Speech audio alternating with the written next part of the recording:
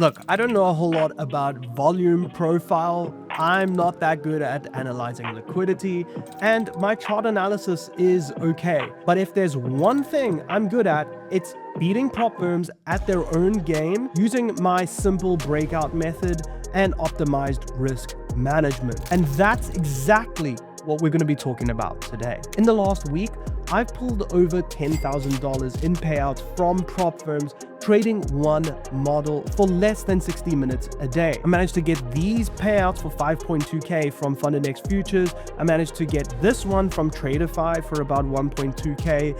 And then I managed to get two payouts for $1,800 from Blue Guardian Futures as well. In this video, I'm going to hand you everything you need to know to get funded, stay funded, and get paid, all without sitting in front of your screen all day, without 100 indicators, and without risking your own money. But before I get into the content, I have some bad news for you. This video is going to be over an hour long. So if you don't have the attention span to watch this video for 5 minutes and take notes, well, sorry to tell you, but you're probably not going to make it as a trader either. That's just the obvious truth here. Here's what we're going to cover in this video. We're going to go over how to trade Nasdaq breakouts. We're going to go over the different types of prop firm models, which one hands you the biggest advantage and which ones to avoid completely. And most importantly, we're going to go over the exact risk management that gets you funded on your first account in 30 days or less, all the way to your first payout. We're also going to talk about the psychology of becoming a profitable trader, because this is something that most people miss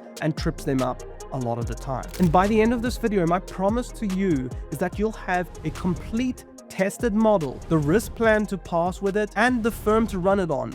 Everything you need to get funded and take your first payout in 2026. Basically, this is why you're struggling to master prop firms, and why a lot of people are struggling to master prop firms, and in particular futures prop firms, because there's an advantage to futures prop firms that a lot of people don't talk about, and it's because it's counterintuitive.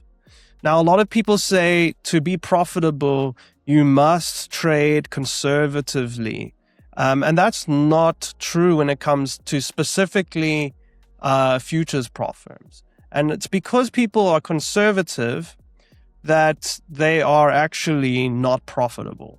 If you are aggressive with futures prop firms in a mathematical way, you can have an unfair advantage on these prop firms. There's a reason that these prop firms specifically tell you that they want you to be conservative and be a profitable trader. They want you to have rules with your trading. They want you to risk less. They want you to make a small amount on your account.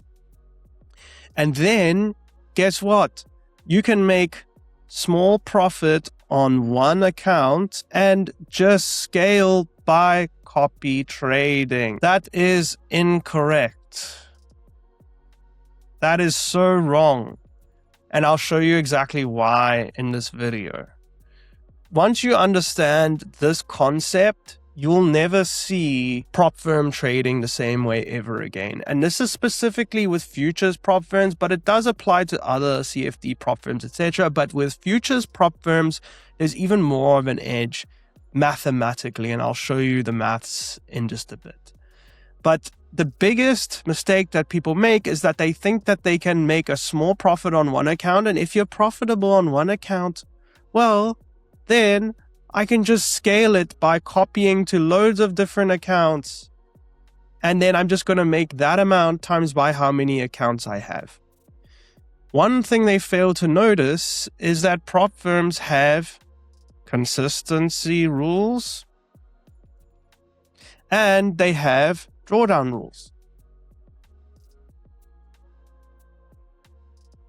Okay, so consistency rules and drawdown rules require you to make certain targets before you can A, get a payout, or B, actually pass the evaluation in the first place. So different prop firms have different configurations and different models. Usually in the eval stage, you have one of two things. You either have a consistency rule, which is usually 40 to 50%, okay? And then they have drawdown rules in the eval stage as well. All right. Or what they do sometimes is in the funded stage, once you actually pass your evaluation, which, by the way, sometimes the evaluation can be easy to pass, but getting a funded payout is nearly impossible. And this is by design. The main reason for this is because sometimes there is consistency rules in the funded stage. All right. Sometimes there's consistency rules in the funded stage and no consistency rules in the eval stage. Right? Both sides will have, of course, drawdown rules. So you need to deal with that. But what they do in the funded stage, if there's no consistency rules, let's say there's only consistency rules in the eval stage. So like, let's say Lucid Flex, okay? Lucid Flex 50K account. Lucid Flex 50K account has a 50% consistency rule. For drawdown, obviously you got 2K drawdown. Okay, and that's the same for everything. But one thing to remember with these drawdowns is that it's end of day trailing. This is significant, okay?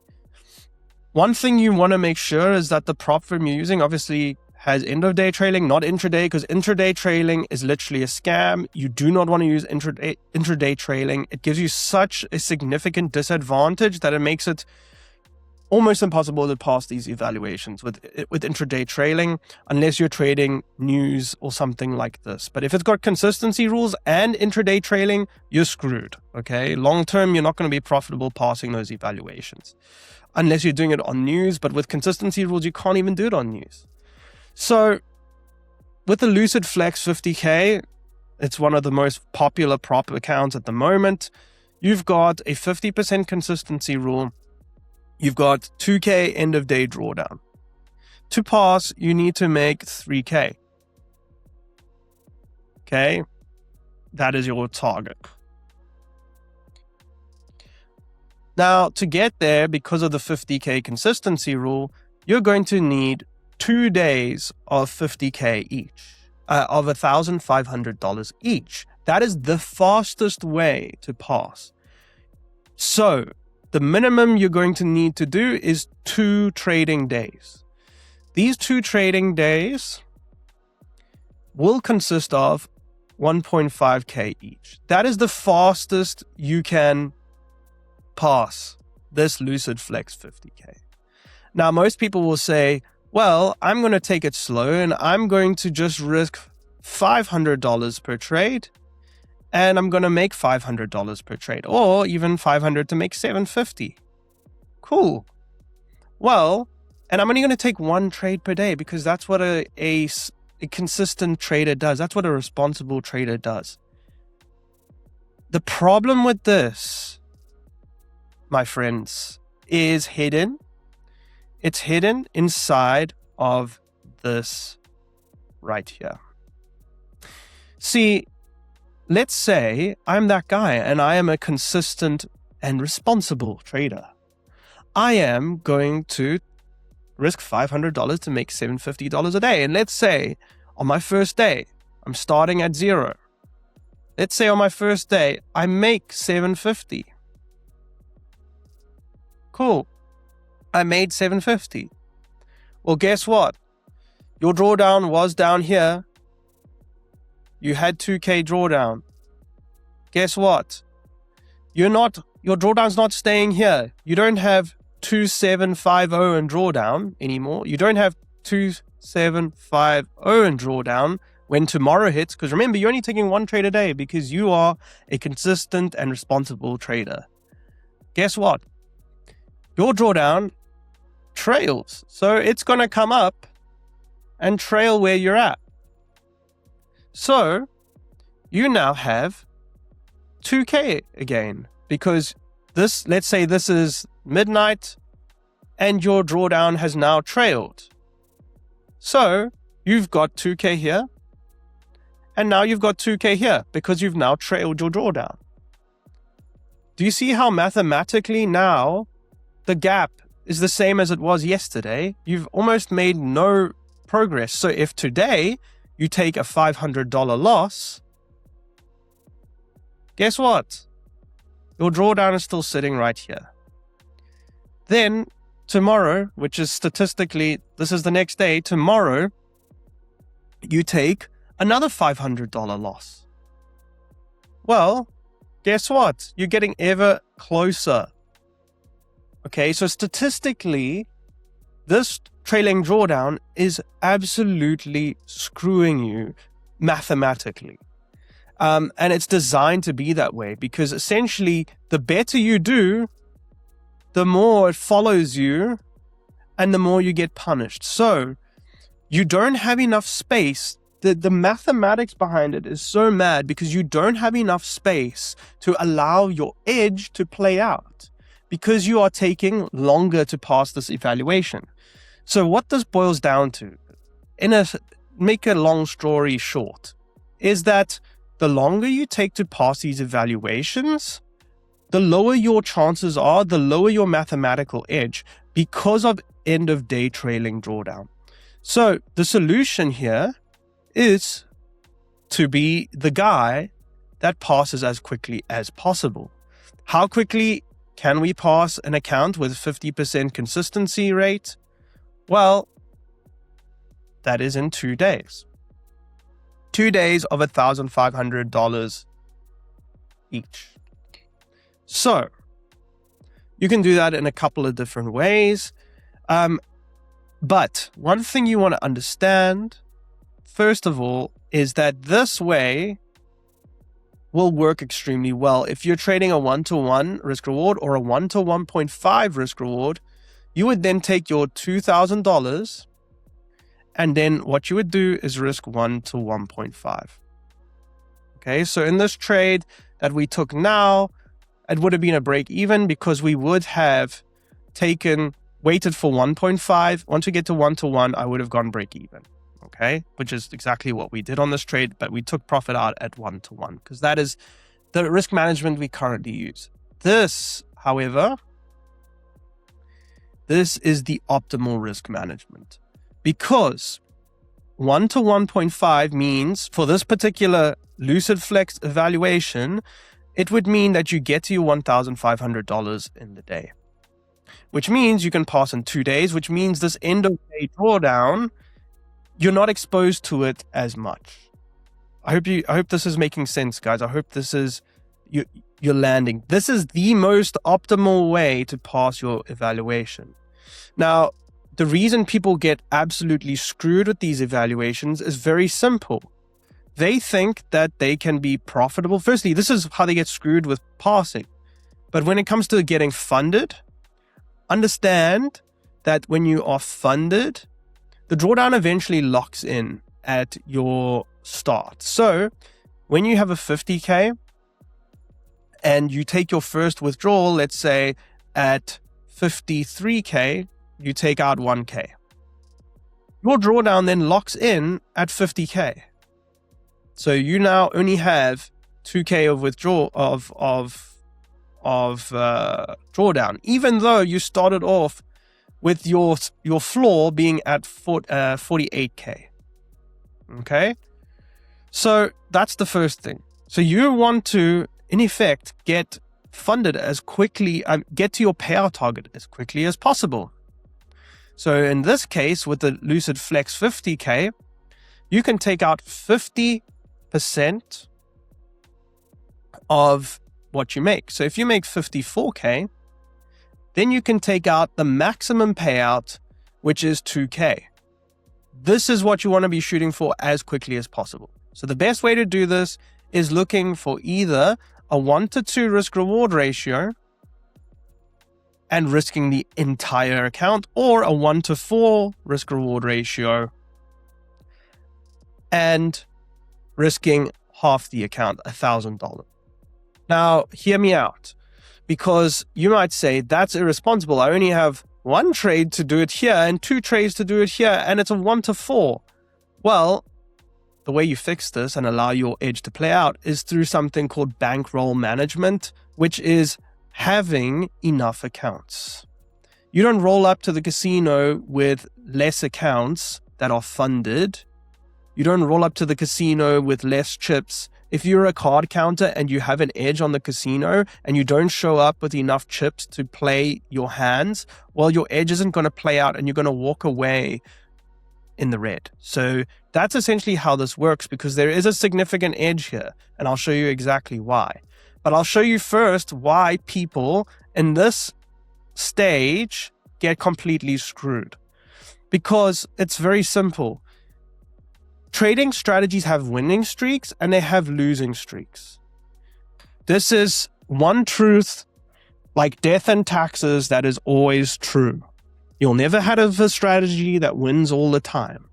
And this is why prop firms make money. This is why people can't win consistently on prop firms, because they treat their prop firm the same way they do a broker account.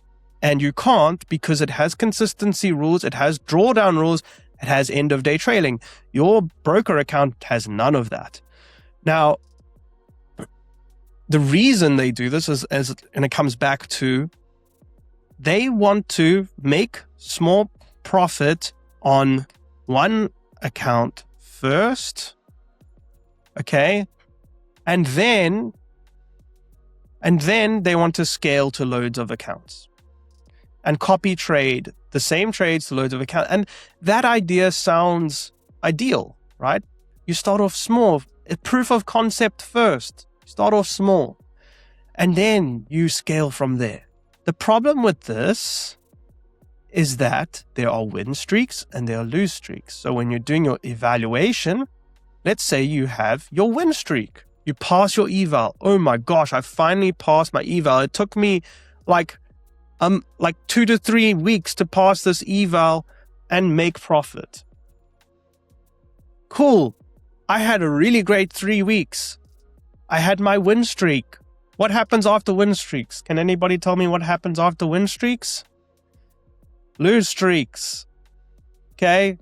Your lose streak then kicks in on your funded account. So you lose the funded account. This is why people get absolutely screwed. And so what they do is they take 2 to 3 weeks to pass 5 to 10 accounts with these prop firms. They pass them in the win streaks, and they maybe even failed 5 to 10 accounts before this. So now they've lost 20 accounts. They've paid for 20 accounts to get to this point. They get the funded account, and then they take the same trades on one account. They hit the losing streak, and all of the accounts get blown, because after a win streak comes a lose streak. So you might say to me, Ethan, how the hell do we make it happen then? Like, aren't we just screwed overall then? Like, how on earth? Well, my friends, the truth here is that the only way to get around this is to not copy trade. Number one, not copy trade. Do not copy trade. Okay, and use the math of prop firms against them. So I actually created a whole diagram, and I ended up drawing it all up here. I forgot about it. So profitable trading on prop firms doesn't work. Like I was saying, it's set up for you to fail. People think that if you can be profitable on one account with low risk and make $500 to $1,000 per month, that you can just copy trade to 20 accounts and make 10 to 20K per month. This is wrong. Why? Because of win streaks and lose streaks. So you see here, you got your 1K account. Cool, I can make 1K on one account. So why can't I just copy trade it to all these accounts? Well, firstly, copy traders sometimes have slippage and sometimes don't go off and sometimes blow accounts. Okay. And secondly, win streak for passing stage, for your evaluation stage. Cool. I'm in a win streak on my eval stage. And then what happens after win streak? Lose streak on funded. Okay. So what is the solution here? Why? Like, prop firms are smiling when they see you use copy traders. There's a reason they allow you to use copy traders at these funded futures firms, and that's because you just lose at a bigger rate. You lose faster. So this risk management style is exactly why you fail. To pass, you need a win streak. To get a payout, you need a win streak. But you don't get a win streak and then another win streak. It's so unlikely. So the way to get around this is to don't copy trade. Okay. Use the math of the prop firms against it. So the first part of it is to use the correct prop accounts. The correct prop accounts to use are actually accounts like Lucid Flex, where there is consistency rule in the eval stage and no consistency rule in the funded stage. That's number one. That's the first criteria I look for prop accounts. So consistency in funded, no consistency in eval. Sorry, other way around. Consistency in eval and no consistency in funded. So there are a few prop firms that have this. The best one right now is actually Blue Guardian Reserve. Blue Guardian Reserve is similar to Lucid Flex. It is just cheaper. If you buy more, it is cheaper. Plus, there are no buffer rules. Okay, that is a huge deal. There's no buffer rules with those accounts. They are really good. So I would use an account like Blue Guardian Reserve. I would use an account like Lucid Flex. And remember that both Blue Guardian Reserve have a 50% consistency rule and Lucid Flex has a 50% consistency rule. And so that means you can pass faster. And the faster you pass, like I said, the less end of day drawdown affects your edge. So you want to pass as quickly as possible. So these are the first things you want to do. Use the correct accounts. Don't copy trade. So what do we do instead? You want to overwhelm the system with volume so that you can realize your expected value. So expected value is simply allowing your profitable system, the maths to play out. So that's when you're looking at things from a statistical point of view. Your strategy could be literally a 50-50, 1-to-1 break-even strategy. And using the risk management I'm going to show you in this video, you can still have an expected value that is positive because you are overwhelming the system with volume of accounts and allowing your EV to play out. So the math, this is the moment you've all been waiting for. How does it actually work? Okay, I've talked a lot of crap up until now, but how does it actually work? Well, the math behind this is kind of crazy, okay? So let's say we get a 50K account. Okay, the 50K account costs around $100. You've got 3,000 target and a 2,000 drawdown. And let's say this is one of the ones with the 40% consistency rule, like TraderFi or any of those. They have a 40% consistency rule. Now, the key thing you want to do here is get loads of accounts. Let's say you get 20 accounts. That's going to cost you 2K. Okay. The reason you want to get loads of accounts is because you want to overwhelm the system with volume. You want to do this because this is how you allow yourself to realize your expected value. This is what prop firms don't want you to know. They want you to take one account and copy trade to all of your other accounts. There's a reason they want you to do that, because you have win streaks and you have lose streaks. And when you have a lose streak, their rules absolutely screw you. These rules are designed for the lose streaks to blow your accounts. But when you've got 20 accounts, say that cost you 2K, and you trade them independently, well, when you have a lose streak, you don't lose all 20 accounts. Okay? And you can be more aggressive, which means you can pass quicker, which means end of day trailing drawdown does not affect your expected value on those accounts. So what you're going to want to do with these 20 accounts is, with a 40% consistency rule, it is 3 days is the quickest you can pass these accounts with the 40% consistency rule. you're going to want to risk 1K per account. And then hopefully within 3 winning days, you will pass some of these accounts. Some of them will be down $1,000 and you will just continue to trade them. But understand the maths behind this is so in your favor that it's mind-blowing. Basically, even with the zero expected value strategy, in other words, a strategy that's 50-50 coin flip. If I flip a coin in the air, and if it's heads, I take a buy. If it's tails, I take a sell. And I put 1-to-1 risk-reward ratio. I risk $1,000 to make $1,000. Zero expected value. It's not a profitable strategy. It's a break-even strategy.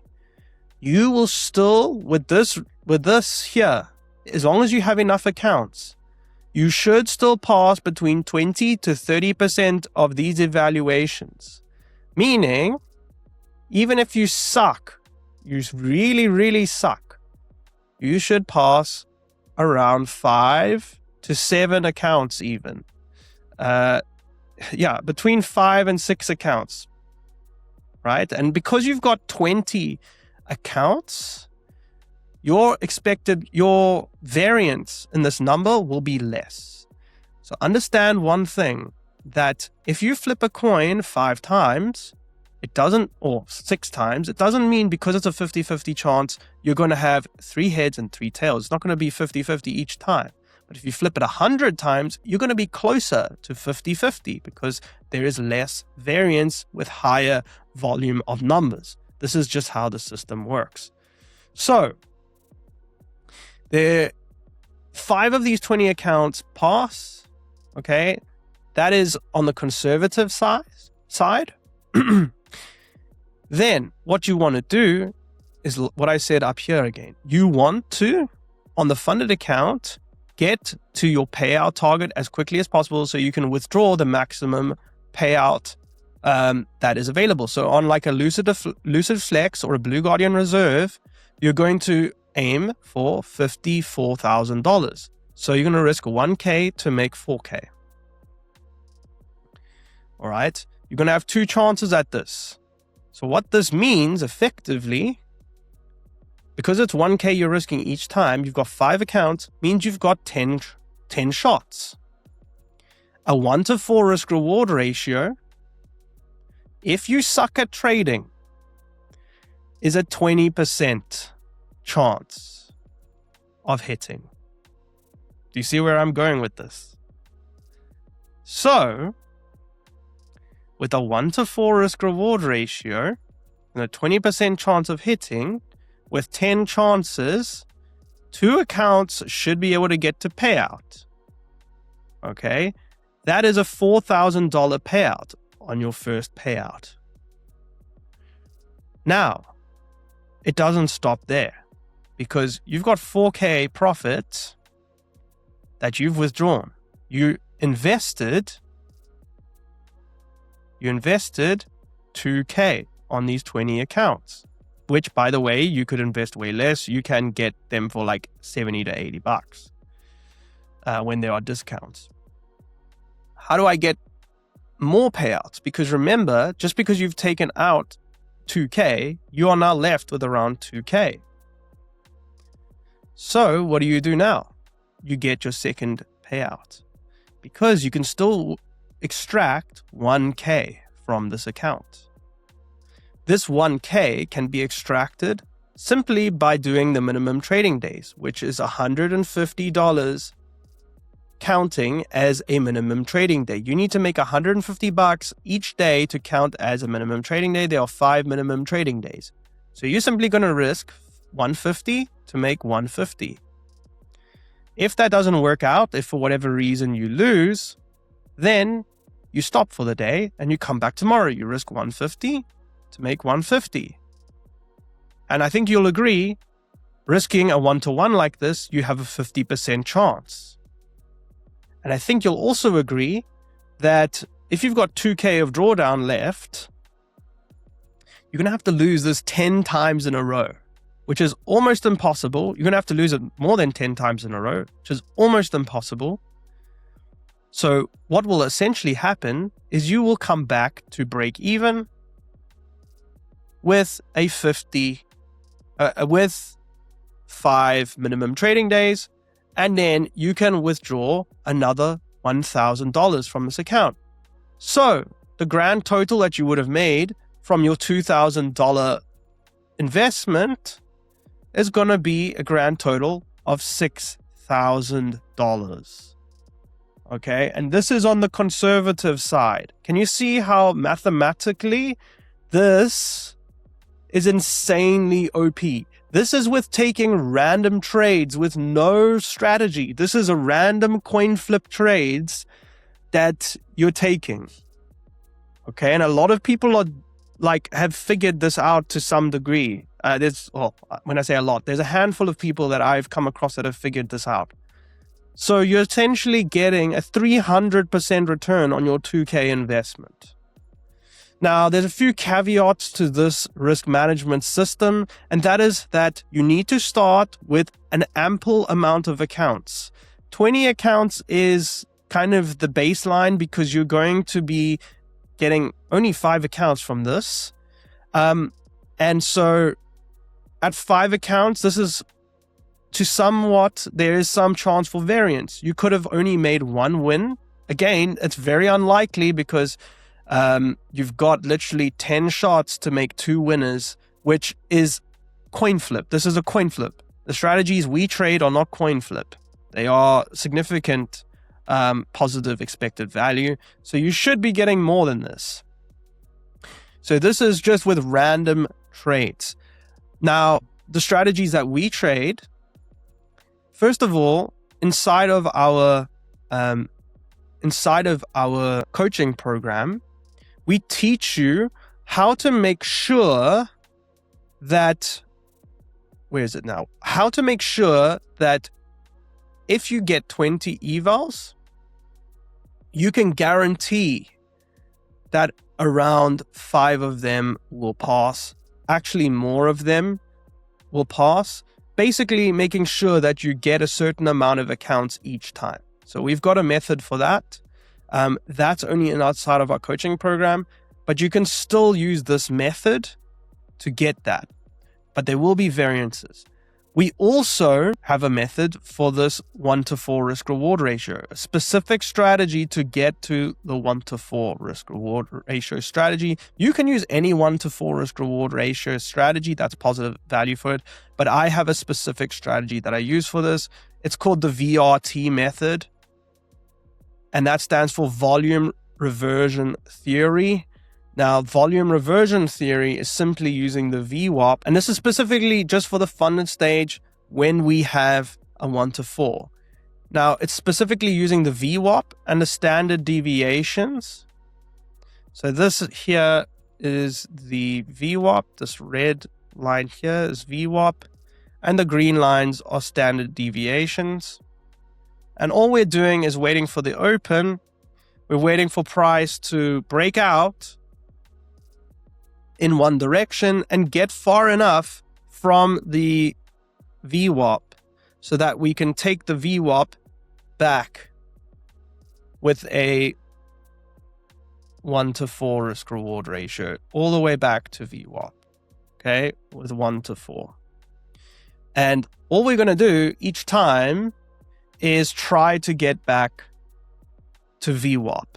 So we're essentially trying to get back to VWAP. You're going to fail a few times. Like I said, you're going to win 20 to 25. If you win 20 to 25% of the time, then you're going to get these kinds of numbers. Okay. Where of these 10 shots, you could get 2 to 3 of them to win. If you get 3 of them to win, you're walking away with 9K. Like off of a 2K starting bankroll.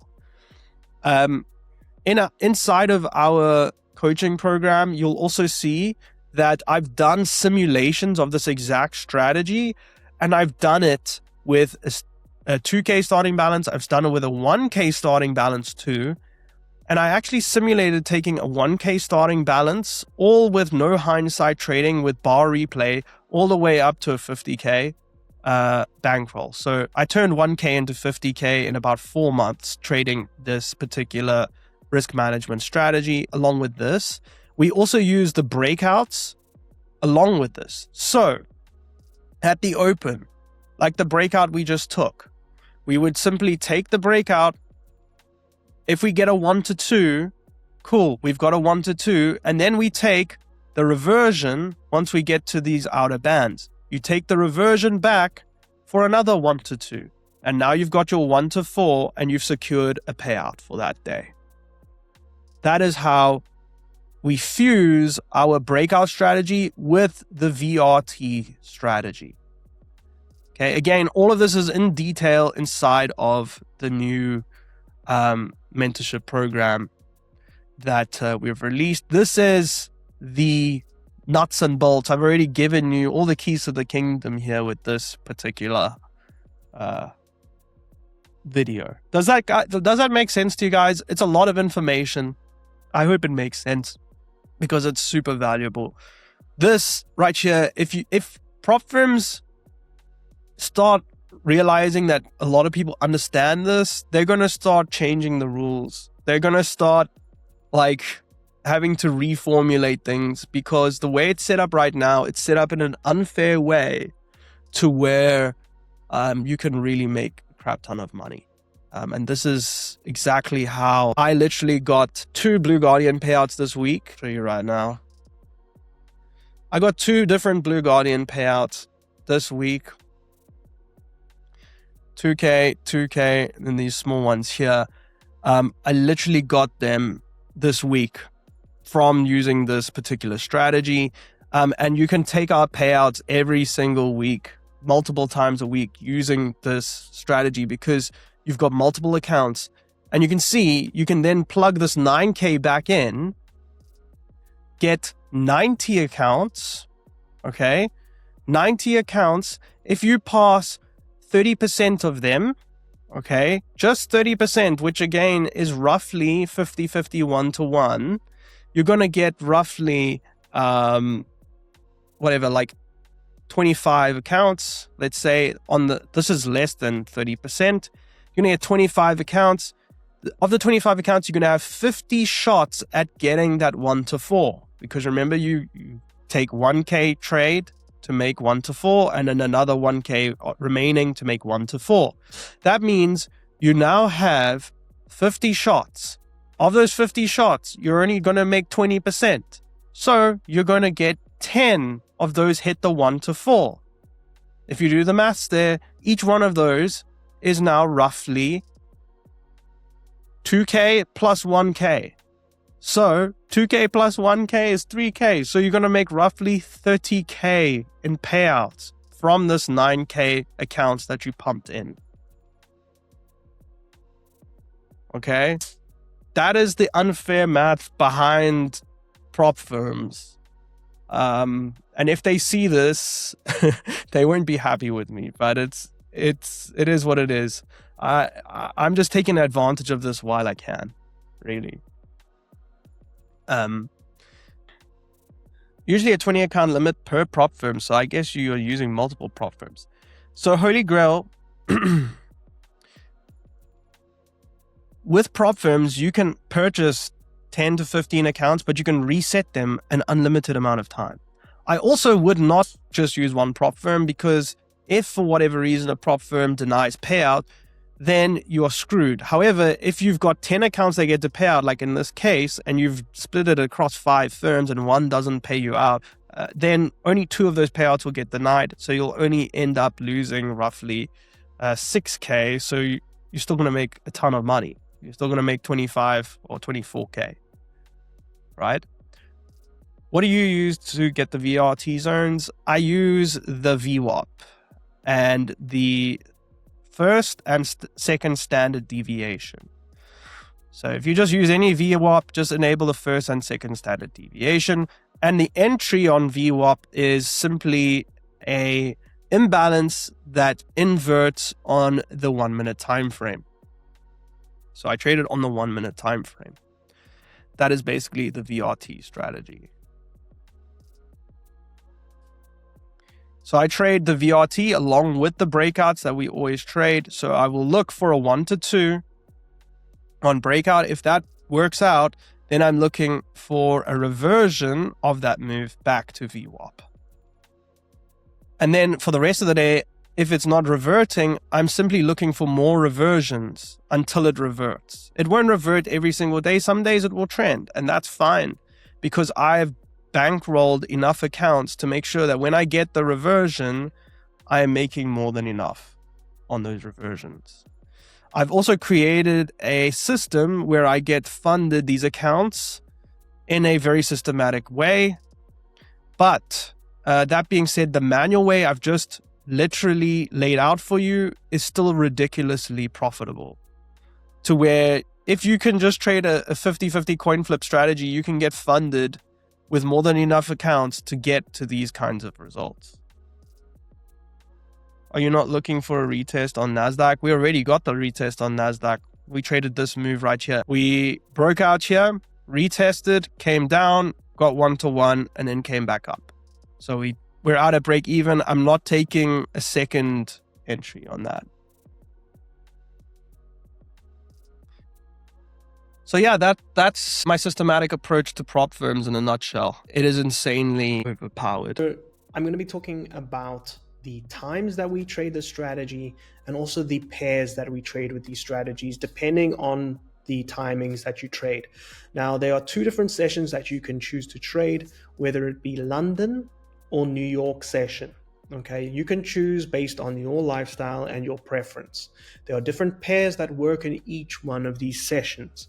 So the first one is, and the most preferred one that everybody likes to trade, including myself. I don't personally trade London session, but New York session. Now, New York session is from 9 a.m. Eastern time, or 9:30 a.m. Eastern time, or 3:30 Central African time. Okay, so that is 9:30 a.m. Eastern time, or 3:30 p.m. Central African time. Okay, that's my time zone. That's why I included Central African time. You can see here my indicator at 3:30 goes green and the session starts.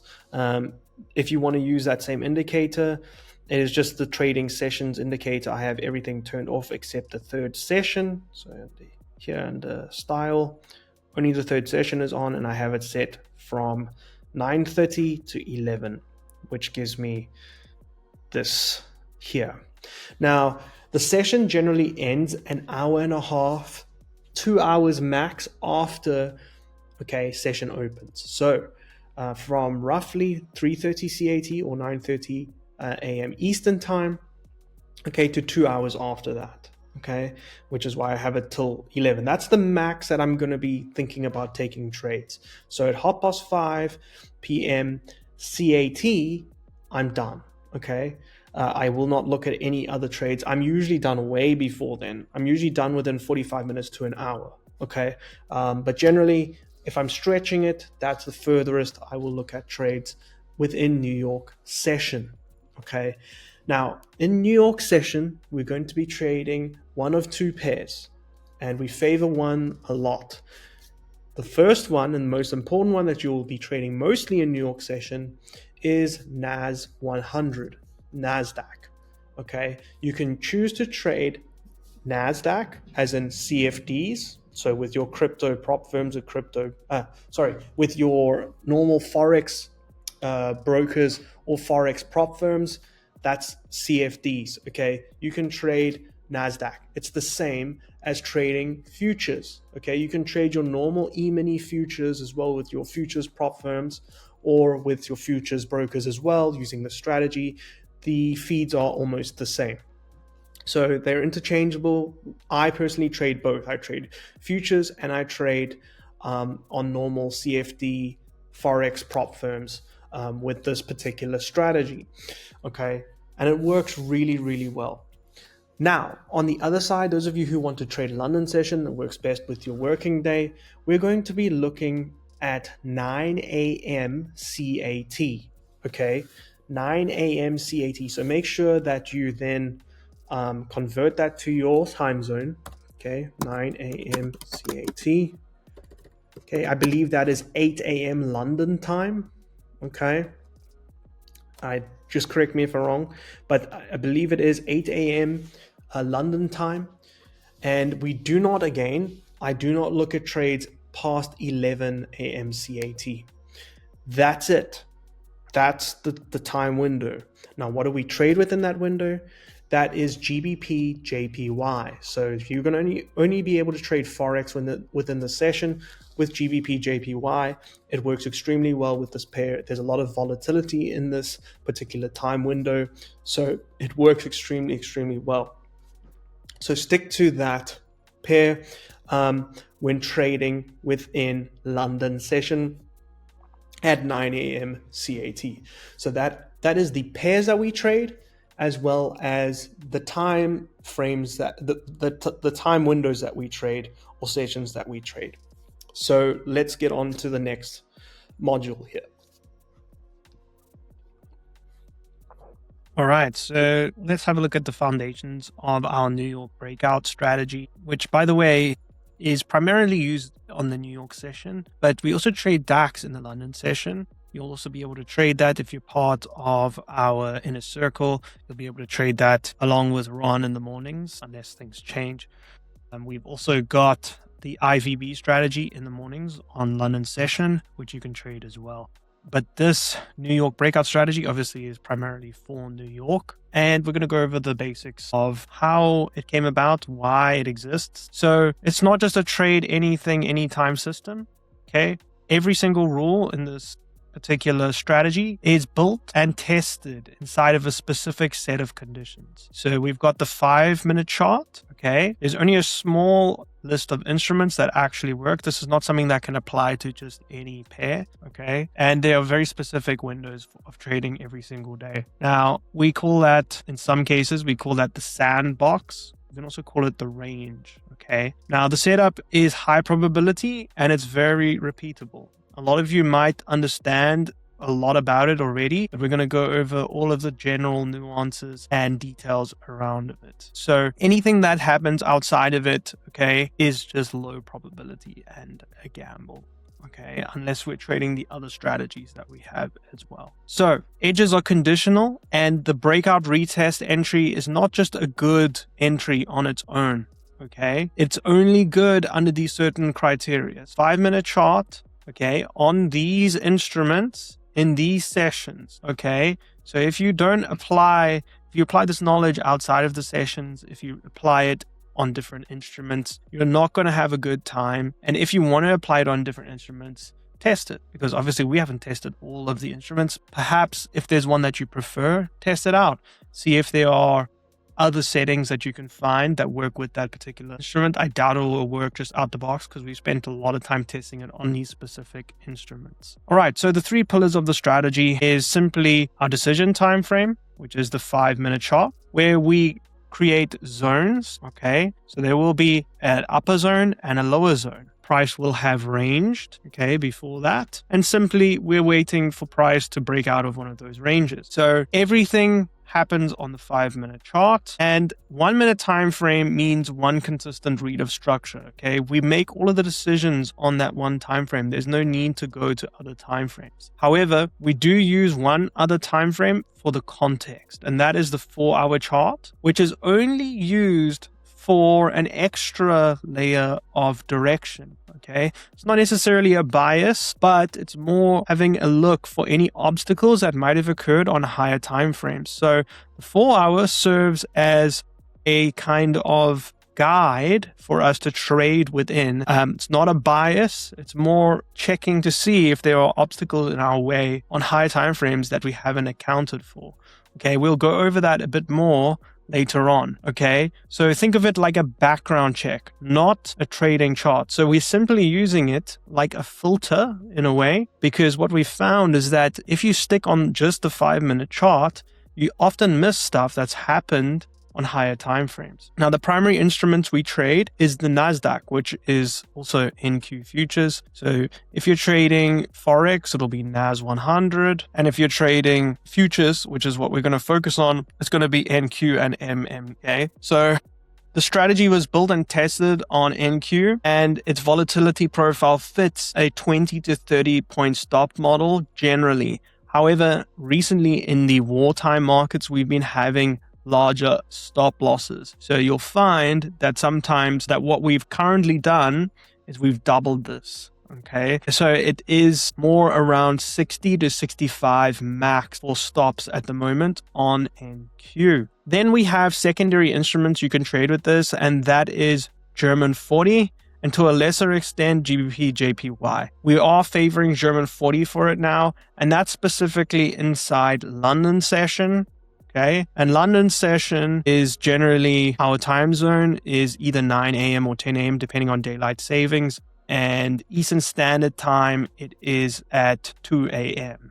Okay, so if you're in the US, you're not likely to trade German 40. Plus, on a lot of props, you're not able to trade the DAX for futures specifically. However, on Forex firms, you can trade that. Okay, so remember that the session rules for the strategy are non-negotiable. So here they are. So with NQ and Nasdaq, only take trades after 9:30 a.m. Eastern Standard Time. You're never going to take a trade before the New York Open and never during the Open itself. And that is essentially the first 5 minutes, okay? And we had an example of that this week where we did not take the first 5-minute breakout, and it saved us because the first 5 minutes, the market may have broken out pre-market. And then if we take a retest on that first candle can often act as a manipulation. And we've seen that happen time and time again. So why does the exclusion window matter? The open produces the most fake outs, like we said. So there are the widest spreads because of that volatility, and price is erratic. So waiting even just that short 5 minute for that first 5 minute candle to close often filters out a large amount of noise, and you end up losing a lot less. So just to recap what we've gone over the foundations of the strategy, we've got 5 minutes, which is the decision chart. Okay, that's when we actually enter. We've got the 4 hour, which we only use for context. So essentially, just to give you some understanding of what I'm talking about, we would have a range here on the 5 minute chart. Okay, so this is the 5 minute. And then on the 4 hour chart, price may look more like this. Okay, that is, there's a brick wall on the 4 hour. Okay, and you want to be cautious of these brick walls. Okay, so in this example, there's plenty of space on both sides. So what can we do? We can take a breakout long and we can take a breakout short. Okay, so what can also happen is you could also have basically something like this. And again, this is the 4 hour chart. This here is the 4 hour chart, and the black is the 5 minute chart. And so what we can see happening is the 4 hour recently rejected right here.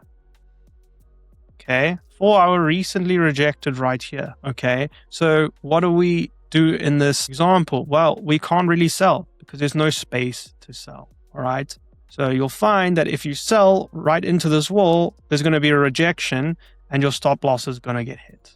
Okay, so in this case, we would wait for two things. We would wait for price to break out to the upside, or we would wait for price to first take out this 4 hour zone, and we can trade off of the 4 hour zone. We need to wait for an actual break and closure, an actual candle body closure, okay, beyond this zone.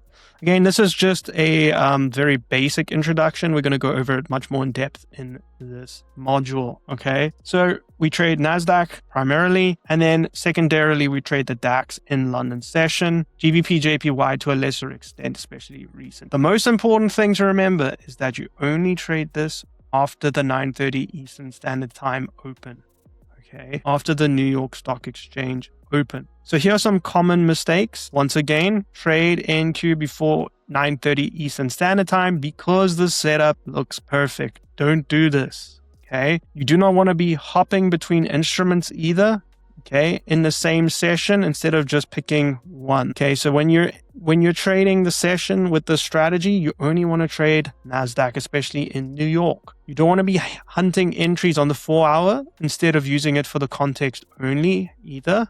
Okay, 4 hours only for context. Like I was showing you in this diagram, these yellow 4 hour zones, or what we call brick walls. So here is a brick wall and here is a brick wall. That's not for trading, okay? Those are simply for guide rails, okay? Then you want to pre-flight checklist, a few things. Am I trading the chart on the 5 minute for decisions? You do not want to be going to lower than this. And what I see a lot of people doing is starting on the 5 minute chart. Okay. And then the breakout happens. Okay. And by the way, a valid trade is when a candle breaks and closes below. We'll go over this a bit more in detail. But then what we'll find is that people will then go down from the 5 minute to then look at the 1 minute chart. So they then get even more fractal. And what that then leads to is even more analysis paralysis. The reason we go down to the 5 minute chart only is because it helps that FOMO and analysis paralysis. Because once you go down to the 1 minute, guess what? You can also go down to the 30 second. And so what you'll find is you'll always find a reason not to get into a trade. And so you want to just follow the rules of the strategy and trust the rules of the strategy. And the way you do that is simply by either forward testing or back testing the strategy. And we'll go over a bit more about that in a later stage. Obviously, am I trading correct pairs? And is it past 9:30 Eastern Standard Time or inside of the 7 to 8 a.m. GMT window, okay, for trading DAX? And we don't really trade GBP, JPY anymore, but DAX does work extremely well. We also trade US 30 inside of London session. So that's one of our setups as well with the IVB model, which you will learn as well in a different lesson. So that is the foundations of the strategy. We're going to go even more in depth into it in these upcoming lessons. All right, so we're going to now look at zone mapping, which is basically one of the pillars of trading the strategy. That's where we find the zones that we're looking to trade on the chart, okay? So what are you actually looking for? You're hunting for places where price has proven more than once, okay, that it reacts. Not lines that you hope will hold. You're looking for actual proof, actual visible evidence. So sometimes it can feel a little bit abstract, especially in the first few attempts. Now, after about a week of marking charts, it then becomes fast and repeatable. Okay, the pattern's always the same and you'll realize that very quickly. We do, however, have a indicator that does all of that for you, to be honest with you. Okay, there's a few rules you need to know to use that indicator, but we want to teach you without the indicator first. So the first key term that you need to understand is V-shaped reactions. Okay, a V-shaped reaction is simply a sharp reversal where price drives into a level and snaps back. So just like that, okay? So you have price moving in with some momentum and then snapping back out, okay? That is a V-shaped reaction, okay? It's a V-shaped reaction. The next is a friend candle or buddy candle. So this is a second nearby reaction that supports the first one. Once again, finding visible evidence is really all we're looking for with this strategy. This is what separates a real zone from just a random pivot. So if you just got one V, then that is a pivot. If there are two different reactions, doesn't need to necessarily be a V-shaped either. But as long as there's something supporting it, then you've got evidence that there may actually be a zone there and it's not just a pivot. So a no trade zone is simply where price is inside of our range or sandbox, okay? So we're now within a no trade zone. That is when we're in the range, okay? We've got our zone here. We've got maybe a zone here, okay? So we've got pivot, and that is a zone, okay? We've got a zone here, and then we've got a zone here, okay? Pivot. We do not want to be taking trades inside this. It is a no trade zone, okay? We're only waiting for breakouts of the zone, all right? Then you're going to want to check for space, okay? This is the room between your two zones. So the room between these zones must be equal to your stop loss, all right? So meaning, okay, if there are zones above that stop you from getting a one-to-one risk reward at the very least, then you're going to want to be cautious of that, okay? So if, for example, you've got a zone right here. This is your zone, okay? And this is your zone. You're now in the range. But price breaks out of the range, okay? And you've got yet another zone up here, right? And there's not enough space for you to get into a position and have a one-to-one at the very least before hitting this zone, okay? So that's what we talk about when we want to check for space. We want to make sure the space here is at least equal to the space here, okay? I may have drawn it slightly incorrectly, but it's basically going to look something like this, where you've got your range here, okay? You can see you've got another pivot. You've got a pivot here, okay? And then essentially, if your stop loss is over here, okay, and your entry, let me draw this out slightly more. Your stop loss is down here, your entry is here, and then you've got your target. Your target's going to be up here. Your first one-to-one is going to be somewhere up here, okay? Your stop loss is this size, but you've got a zone right here. And what you're going to find is that more likely than not, you're going to have price turn around on you here and go to your stop, okay? Again, this is very basic, but I will show you more in depth and I'll show you more examples. I just want you to understand these key terms from the beginning when I'm talking about them as I show you examples. So the 5-step process of the strategy is as follows. The first step is to mark every clear V-shaped reaction on both sides of current price, okay? So you go back far enough to collect a decent number of them. You do not need to go back to ancient history. Step number 2 is to demand a friend candle, okay? You cannot trade solely based off of one pivot. There must be multiple zones in that area to support that. The next is to draw the zone correctly. So use the rectangle box tool.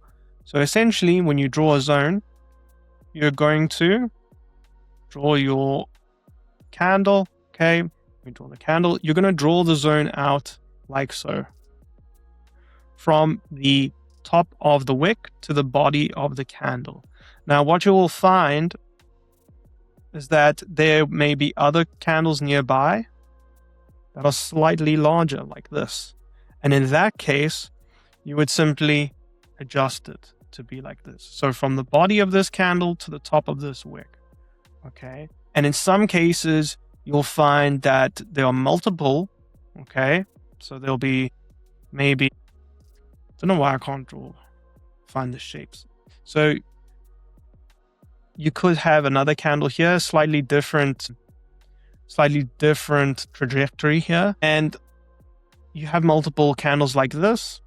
Then you're going to want to look at the average of the bodies and the candles. So the zone will be something like this. It doesn't need to be specific. The most important metric here is the top line, which is at the extremity, the highest point of the zone.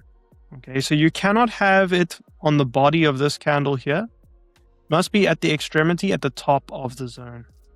Okay, we'll go over many examples so you'll understand this fully. If you're still confused, that's okay. This is just dipping your toes in slightly.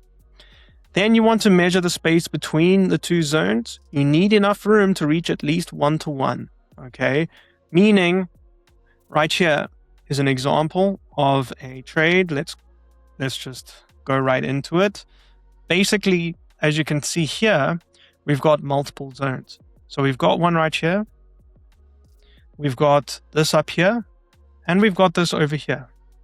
Now, what you will find is if you get involved in a trade right here, and you put your stop below the low, what happens? You don't have any space to go. You don't have enough space to get to a 1-to-1 risk-reward ratio. Your stop loss is 56. Take profit would only be 23 before hitting the next zone. So, what does that mean? I am not taking that particular trade. Okay, that's what that means. Okay, that would mean that I would be looking at this level here because there is much more space over here to the top of this zone. Okay, we can at the very least go to here, which gives us enough space. Let me just make this line a little clearer, which gives us enough space for a position. Okay, it does go a little above, but we can still pretty much get a 1-to-1 here before getting to the top of this particular zone. Because the height of this, if you look at the average of these zones here, we're sitting somewhere like this. Okay, this would be the zone from the wick of this top candle here. I don't generally use, so what I generally do is I use 2 lines instead of drawing a box. So you'll see here, the top of the wick to the body of the candle. Then I look at the other bodies nearby and I try to account for those bodies. So what I would simply do in this case is make it touch the top of this. This bottom line doesn't need to be exact. It's this top line that is the most important, because this is the breakout. And this line is like the guideline where you know there might be a reaction in between this particular zone right here. Okay. However, you know that you're in the clear once you're above this line here. Okay. So in this case, we could even have a look at this. I haven't checked it beforehand. We break out.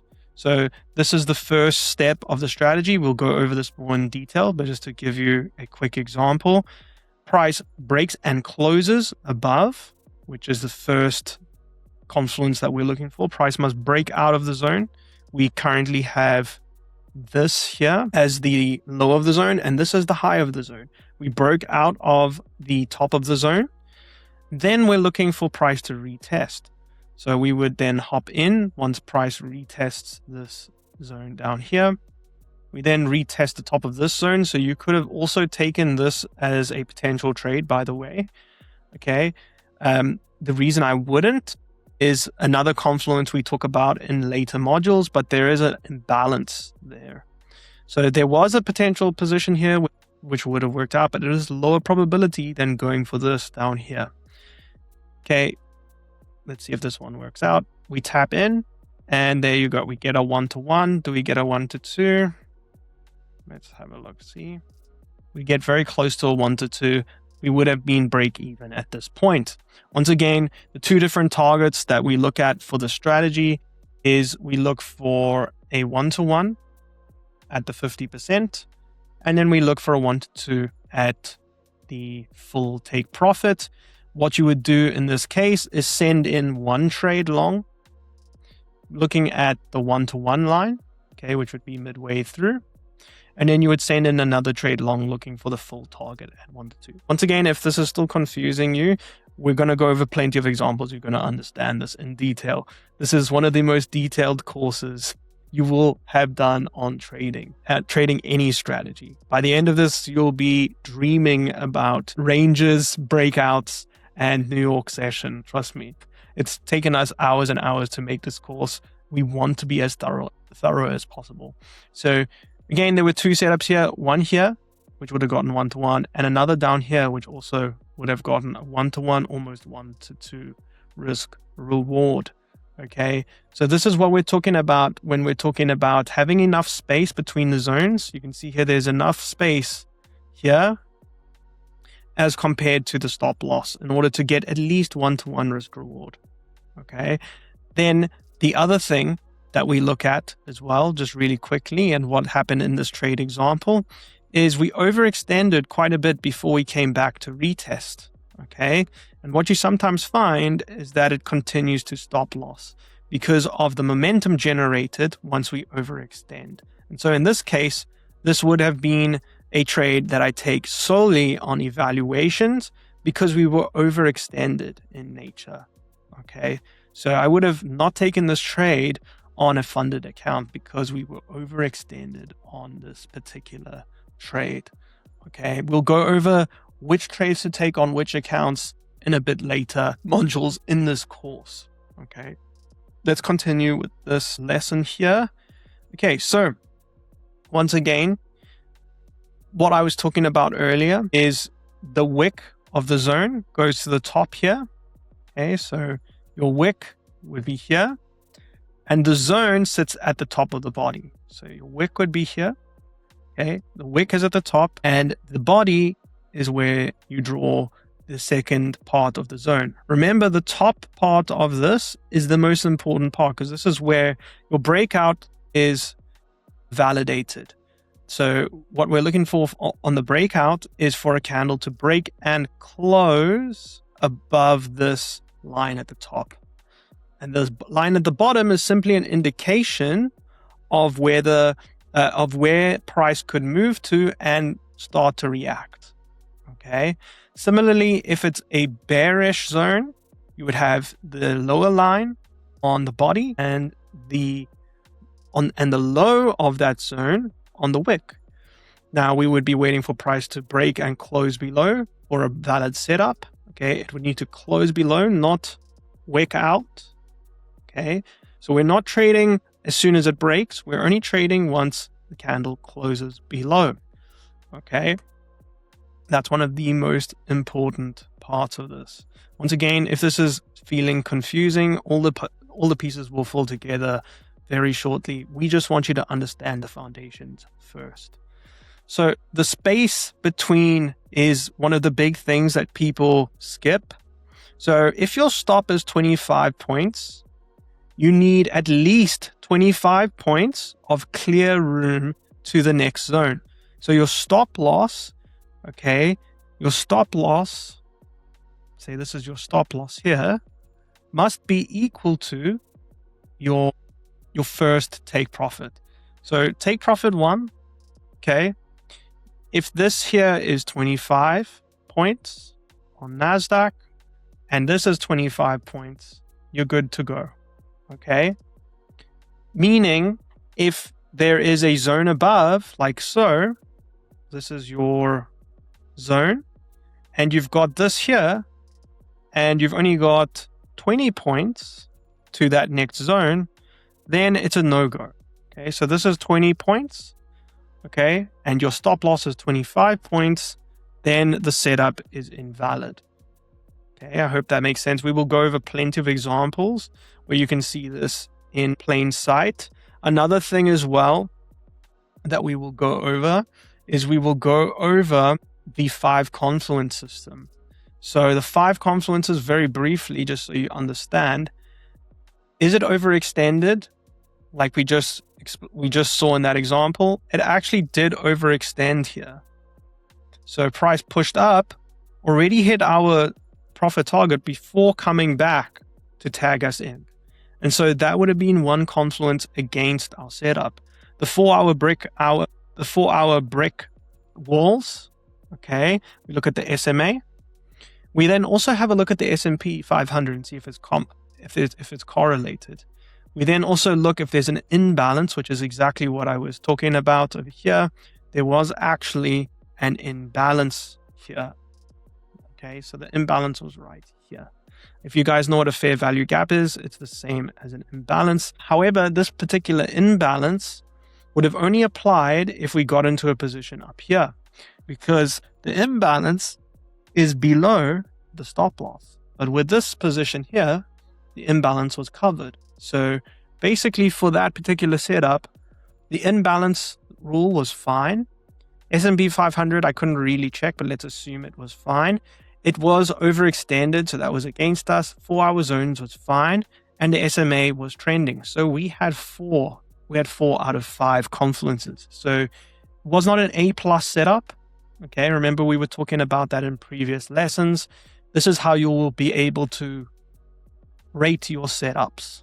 Okay, and based on that, you will be able to figure out what accounts you're going to take these trades on.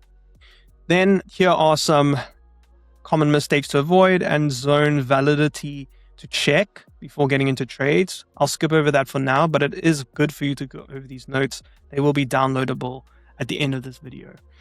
Now we have a quiz, okay, on some of the things we did in this lesson. I would highly recommend that you go through this. Okay, if you're part of our one-on-one program, we'll go through this with you and check your answers based on your results. Okay, so if you're not and you don't understand any of these questions, you will likely find it in this video, or you will find out more when we do our examples. If there's anything that you have any issues with, please do not hesitate to reach out to me or the team to find out anything that you're confused about. Okay, that's what we're there for. All right, especially if you're in our group coaching or one-on-one, you have access to us. You can ask us any questions on our live streams, and if you're one-on-one with me then and my team, then you've got one-on-one for this exact reason. We can go over anything with you. Now, on the surface, there's a lot of nuances to the strategy. Okay, so it's important that you understand the foundations first, which is why we're going over all of this. So that is the basics of the strategy, and it's understanding the levels that we trade from. Now we're going to start to put things together, looking over the trend filter, which is the 50 SMA. Okay, so I'll see you in that video next. Right, so finding support and resistance is key to trading our breakout strategy. It's key to many strategies, but a lot of people have trouble finding them. So we've simplified things considerably, and one of my favorite ways to do this is simply by having a systematic approach to it. All right, so what I like to do is go from right to left and determine where my zones are. Now, on the 4 hour, we are looking at areas where price has had a V-shaped recovery like so, basically meaning it pushed aggressively in one direction and then pushed out of that zone aggressively in the other direction, and this then becomes a 4 hour zone. Okay, and we use these 4 hour zones as a framework to trade the 5 minute where we find entries. So if we are looking from this vertical line here, if we are looking towards the left, what is the first thing we notice? Well, let's go from right to left, shall we? There's a bit of a reaction here, but there's no real actual push out of this. Okay, so that's one thing to note. All right, then we've got this over here where price has very clearly moved down and pushed back up. Okay, plus we connect with this zone to the left.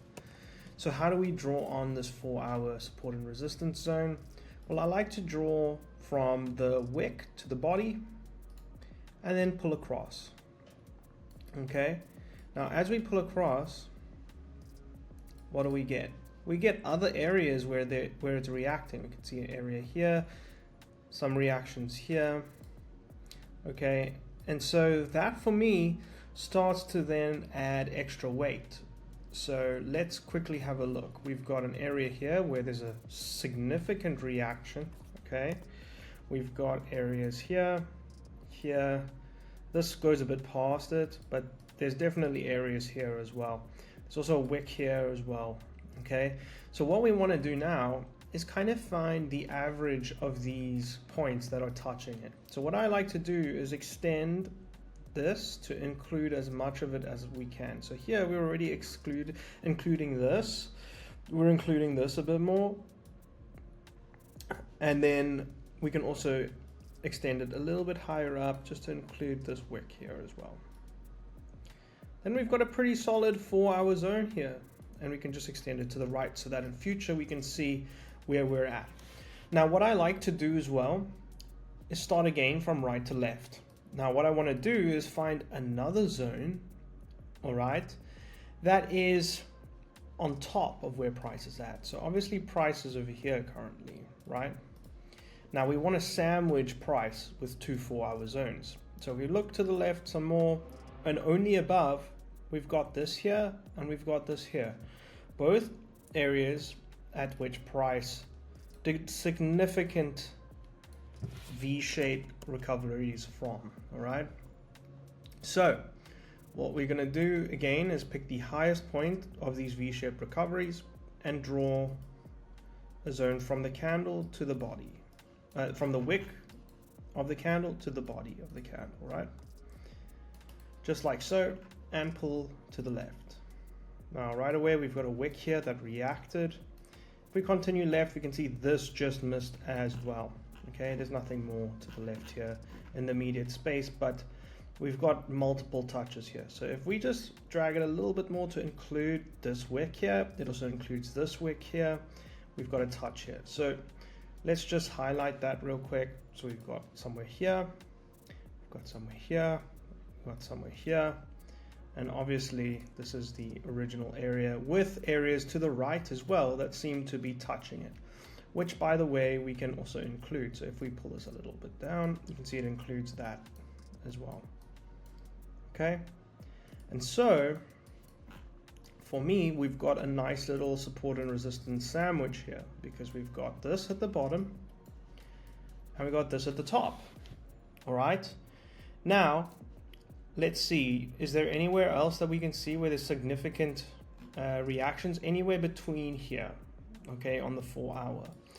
Now, one thing to note, if we go from left to right, where are there multiple touches and a significant V shape that had formed? So we can see here there's a significant V shape, there's one here as well.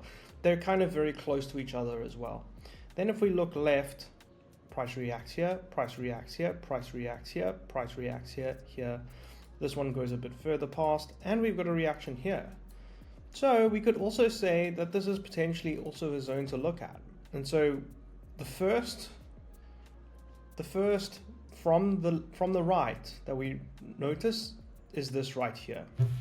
Okay, and I'm going to go to the highest point of that V shape and draw a box from the top of the wick to the body of the candle. I'm going to pull it across. You can also see the wick here react. The wicks react here as well. If we pull more to the left, we got a reaction here, got a reaction here, and we've got reactions all the way across. I'm just going to include these as well. And then if we go all the way to the left, we can see prices also reacting at this point. Okay, so this is also pretty nice. So we've made the sandwich a little bit smaller. Okay, and I quite like where that's at. So what I'm going to do is make these red. Okay, and then I'm going to show you how to mark out the 5-minute zone as well. And we've got a particular way of doing this. So that's going to be within this on the 5 minutes. So let's drop down to that time frame real quick. So on the 5 minutes here, we're getting close. We've just opened on the New York session. So what we're going to do is something similar to that. But what we actually do is I acknowledge all of these zones now. Okay. Every zone from right, so again we're moving from right to left, and again this 5 minute range that we trade from is actually the most important support and resistance part of the breakout strategy that we trade.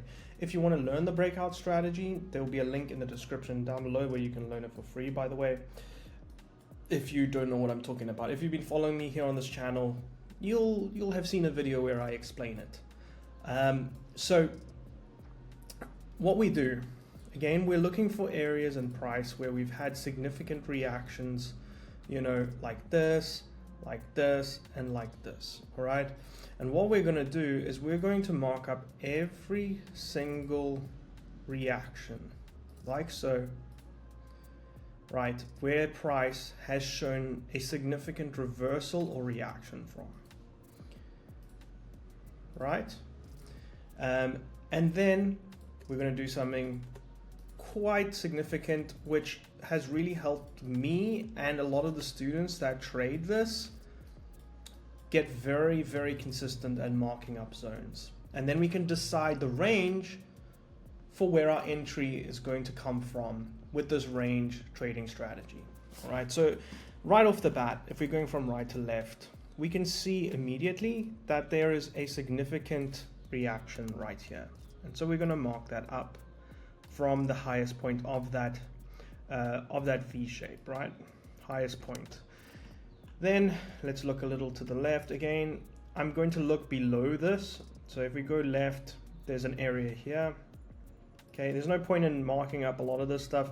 In fact, though, I will mark this up because it's the bottom part of this V shape here, like this. Okay, there's also something here as well, which we can mark up. All right, we can choose here or here. They're very close, so I'm going to choose the lower one. You can also see that we've already moved past this, so there could be a potential reaction at this point. But again, I'm going to show you in just a bit how we can determine that. So let's look to the left a bit more. We've got this zone here as well that we could look out for. Again, it could be this or this, but because the gap is so small, I'm going to choose the lower one. All right, and you can see price is actually reacting to this currently. Then we can look at the left a bit more. There's another zone there and another zone over here. All right, and then I think we can all agree that this is the upper zone. Okay, and if we look to the left a bit more, really the next significant zone is only over here. Okay, there's a potential zone here, but would you really class these two candles as a push in the opposite direction? I think not. So in actuality, from here to here, we've got free space to trade from. And this is where we start to mark out our 5-minute range and start to decide which of these lines are going to turn into our 5-minute range. All right. So again, this red is our 5-minute zone. It's our brick wall of price that we are going to be mindful of. Okay. So we've got 4-hour here, and similarly, we've got the 4-hour below, right? We just want to be mindful of these. We do not want to be taking trades into these brick walls, all right? Because that would be dumb, because price is likely to react there. We want to be taking trades away from them. However, currently, as you can see, we are currently somewhere in the middle of the two, so we can actually take trades in both directions, all right? So price is currently over here, right? Price is currently over here. Which zones would we be looking to trade from in terms of the range? We've just broken out of the range, okay? We broke out over here. We did not come back to retest. We've already started to react at the next level.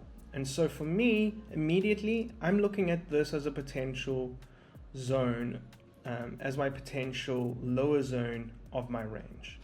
Okay, why? Because we've already gone through both of these zones. We have not come back to retest them, and we've arrived at the next zones already. All right, so that's why this is a potential here. We're just crossing it. We just kind of closed below. However, obviously there's a lot of imbalance, and we talk about this in our Confluence system within the strategy as well. Those of you who are in the university, you will know. If you want to be part of the university, apply at the link down below. Essentially, we have this zone here, which again would be my primary zone to look for.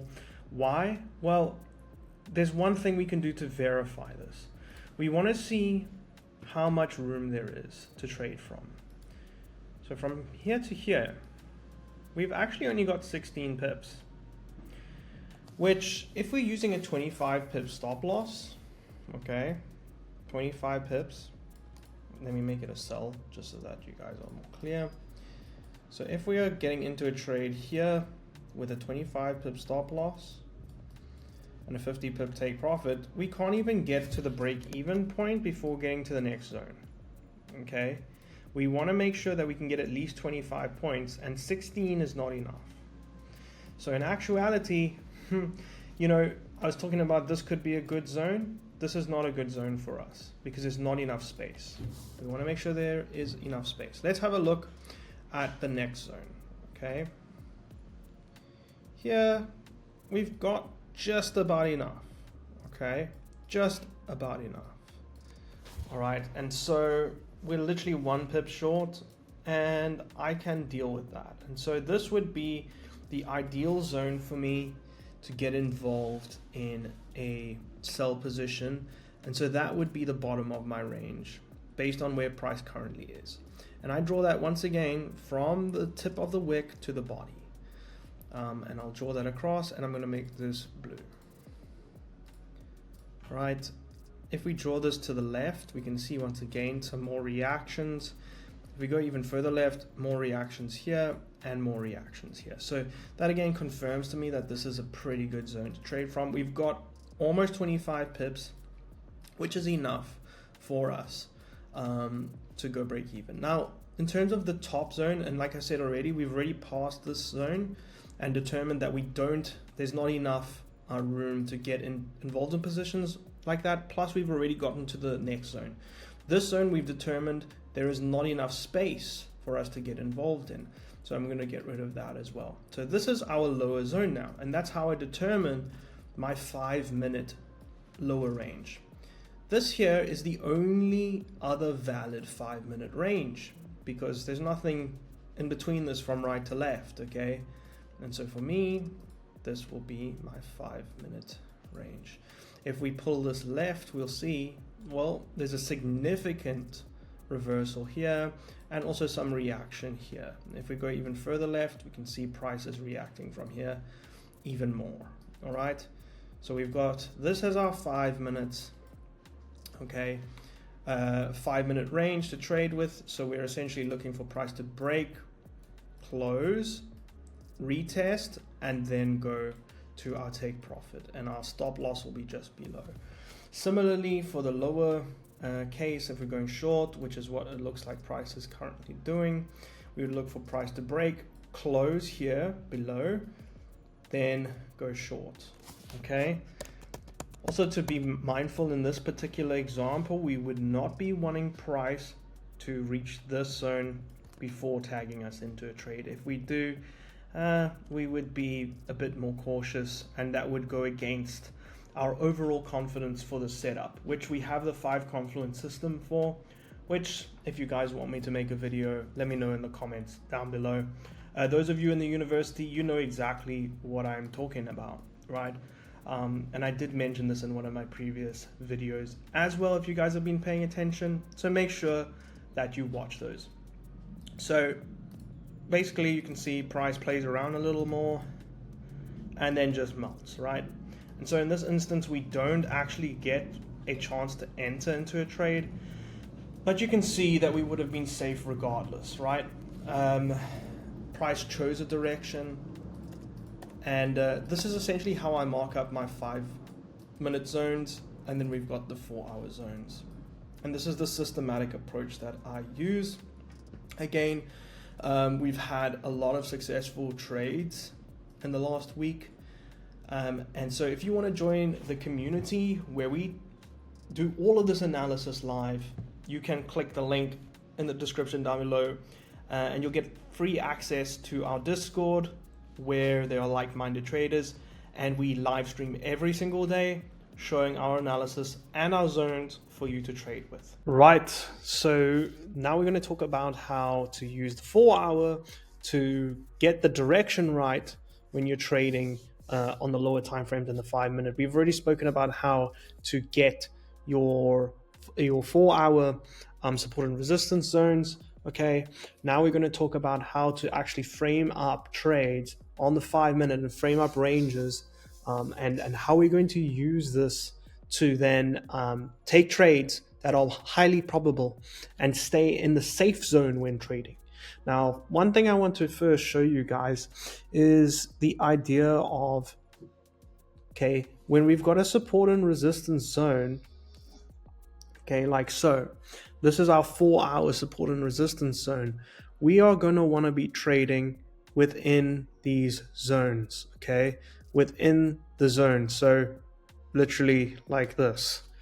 So what we want to know when it comes to these zones, and what we want to make sure of, is that we're not trading into this brick wall. Okay, so if price is up here, we're not going to be taking buys into this brick wall. Similarly, if price is down here, we're not going to be taking sells into this brick wall. We are only going to be taking trades away from these zones. Okay, So that is how we use these zones to then determine the direction. Now, if we are, for example, in the middle here, and we can get into a trade here that then goes break even or even hits our target before we get to this brick wall, then that's perfectly fine. We can actually go long or go short, okay? Because we've got enough room for these trades. However, if we are down here, there is no room for us. If we're up here, there is no room for us. Okay, I hope that makes sense for you guys. We're going to be going over a lot of examples in future modules, as well as in our weekly calls of this and trades that we take. You're going to be seeing us taking these trades live. Let's have a look at a live example. So as you can see here on Nasdaq, basically price created these zones here. You can see this tapped on our zone multiple times here, here, here, and here. And you can see that this was clearly the top of the range here. So what we actually do is I look at where we are within price right now. And then I look where are the nearest zones. So this is an obvious area where there's lots of wicks. Okay, you could also mark out this zone below. All right, but it is further away. So this zone here is also already marked on. So we're going to be trading, for example, within this zone here. Let me stretch this out a little bit more. Okay, so we're going to be trading within that zone. So if we're up here right at the top, we're not going to be taking buys into that brick wall. Similarly down here, if we're in the middle, we can go either way.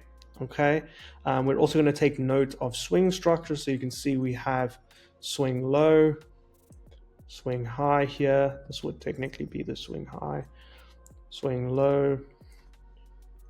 Okay, so there's a lower high here, lower low.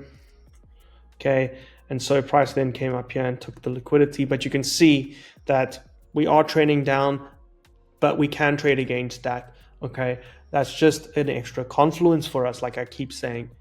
So when we hop onto the 5 minute, what do we see? Okay, we're looking where price is currently. So this is where price was, okay, before or as the session opened. Okay, this is where price was. We had a clear resistance here and a clear support here. So we marked it out. And now this becomes our range. Okay, we're waiting for price to break and close above or break and close below in order to get involved in these trades. And so price then ranges within. Okay, it then it wicks out. So no break. We then eventually have a break and close. We can then wait for price to tap at our zone and react. And then we hop in on the reaction. I can't show you that on bar replay, like I've said before, because this is just bar replay. You can't see how the candle's printing in real time. But this trade was taken live on stream and we managed to profit on it. Once we get to the halfway mark, we then go break even. Always at 1-to-1 risk reward, we go break even. And then at 1-to-2, we take our full profit off the table. So this was a very nice trade lasting less than 10 minutes. And again, done literally in half an hour. And then go about our day. And that is how you confluence the 4-hour time frame, the 4-hour support and resistance with our lower time frames. Also noting that the 50 SMA as well, we're above the 50 SMA, which is also very important when it comes to our strategy, as I will have spoken about prior to this. So that's about it, guys, for using the 4-hour to then confluence with 5-minute entries. I'll see you in the next one. Cheers. All right, so we're going to talk about the 5 confluence system and how to grade your setups, which is really important because you'll be able to determine which setups are higher quality, which ones you should stay out of, which ones you should take on a, for example, lower quality account or a less important account that you have, because account management is pretty important as well. But basically the 5 confluence system is to use once you deem a trade valid. Okay, so you use the 4-step process we talked about in the previous video. If you haven't watched that yet, go over that. But basically, once it is valid, you want to determine how valid is it. Okay, so in order to determine that, we use 5 confluences, and then once you understand the 5 confluences, we run it through what's called the Confluence Matrix, which is basically just a formula to determine the quality of the setup. Okay, so the first confluence is the SMA trending? Now, you're going to ask yourself 2 questions, okay? And that is simply, is the 50 SMA trending over a significant period of time throughout the day? Okay, when I say significant period of time throughout the day, I'm talking about, for most of the day. And so is the SMA looking like this? If you're looking for a bullish bias, is it just mainly flat? Is it kind of going like this? Okay, or is it, going like this? Okay, so obviously this would be bullish. Okay, if we are kind of flat, there's no real bias there, so it's kind of neutral. And obviously if we are kind of doing this, then we are still kind of undecided because we've gone down and gone up. Okay, so in that way, it's kind of there's a bit of discretion there, but it's important to look at these examples so you can determine, so you can see exactly how we do it in practicality. So, is the SMA pointing in the direction? That's the other question you want to ask. So the first is it trending over a significant period of time? And the other is it pointing in the direction of the trade? Meaning, it could be trending down, but then it starts to curl up and point, okay? You ideally want it to be trending up and pointing. You could also, if you're taking a buy setup, obviously. So in a buy example, you could also have it trending up, but then it could be starting to curl down as well, okay? And that would obviously be against the bias. So here are examples for a buy setup right here. Is the SMA trending? Well, you can see here since Tokyo session, okay, we are now in New York session, it has been trending. So generally what I like to do is look at the beginning of Tokyo session, Asia session, and see where the price has been trending since then. Basically, look at it here, look at it here. Is here higher than here? Then yeah, it's been trending. That's pretty much it. Okay. Then we want to see if it's pointing in this direction. And in this case, it is pointing upwards. Okay, so that is valid. So here is an invalid example. You can see that Tokyo session we started roughly here, okay, and you can see here at the end of Tokyo session, we ended up here. Now, since then, we have been trending down, okay. Now, even though it is curling up to point up, these two are technically in conflict. So the SMA has been trending downwards over a significant period of time. So if you are wanting to buy, that's against you. But the 50 SMA is actually pointing in the direction of the trade. Okay, so you can see here, 50 SMA is actually pointing in the direction. So this means that these two confluences are in fact conflicting. Okay, so sorry, let me just get rid of that. So essentially what you have is conflicting confluences here, and you can see in this example, price has only just started curling up, even though the 50 SMA has been trending bearish since Tokyo session. Okay, so in this case, it would be kind of neutral, they're conflicting, and in this case, we would be bullish. So that would support our bullish bias. Now, the next confluence is 4-hour zones and looking at brick walls. So 4-hour zones as a confluence, the two questions we ask ourselves is price inside of a 4-hour zone? Okay. And is price within X points of a zone? Okay. Obviously, this is if you're trading Forex, but points. Are we within X points of a zone? And when I say within X points of a zone, I'm talking about the stop loss size. So if your stop loss size is 40 points, are you within 40 points of a zone? Meaning, can you get to a 1-to-1 before getting to the zone? If that is true, if you can get to a 1-to-1 before the zone, meaning your position will be protected at this point, then the trade is valid. If you cannot get to a 1-to-1, meaning that if you've got a 50-point stop, and your 1-to-1 is beyond the zone, then I would not take that trade. Okay. If you are inside of a zone, that is against the bias, because you are kind of in a no-go zone. Okay, so you do not want to be trading when you're in these no-go zones. So make sure you're not buying or selling inside of a 4-hour zone. Okay, when you're inside of these zones, they are no-go zones on the 4-hour. Now, that's just simply where price has been bouncing multiple times on the 4-hour time frame. So if you are on the lower time frame, let me switch to a different color. Now here we're on the lower time frames and we are looking to buy or sell, but we are currently within this higher time frame zone. I would wait for price to break out of the zone and go lower, or break above and go higher. Okay, so the other thing you also want to do is make sure that you have enough room to buy or sell as well.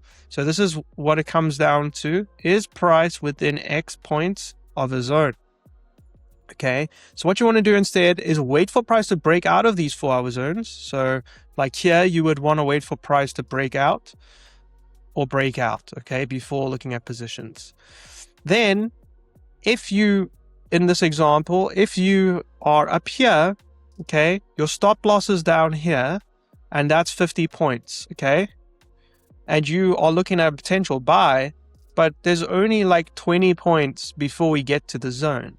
Well, only sells in this case are going to be valid, because we do not want to be buying into this, or we're going to wait for price to get onto the other side of this before we take buys, okay? So that is how the 4-hour zones work. All right, we're going to look at some examples in a bit. Then we want to look at, is price overextended or not? Which is a very simple concept.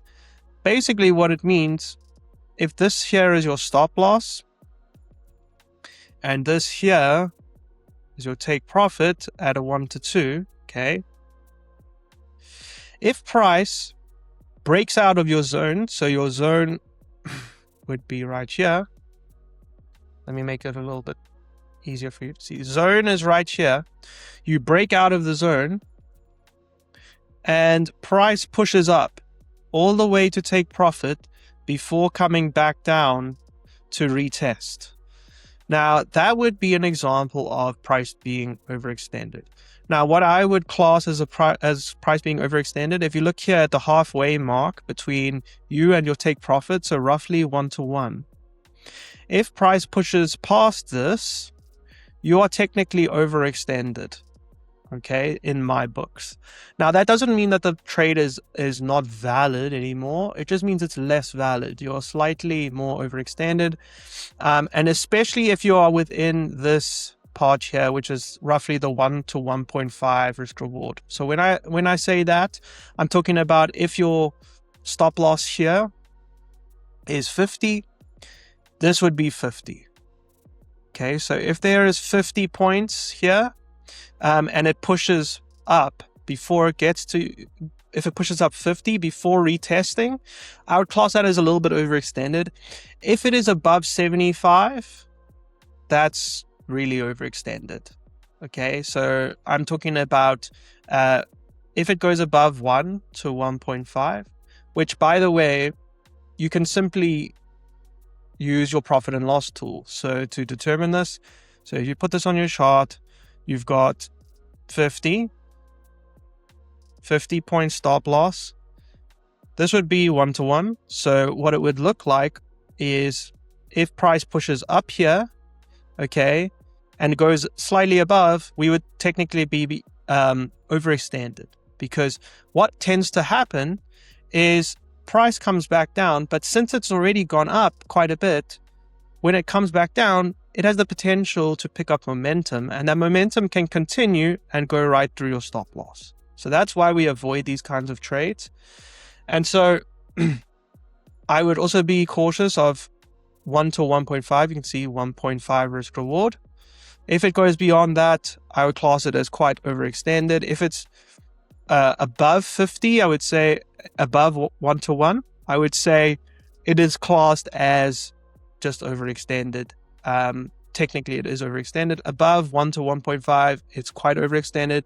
And if you get to the full target, meaning if we come all the way up here before coming down, then I would class it as an fully invalid trade in my book.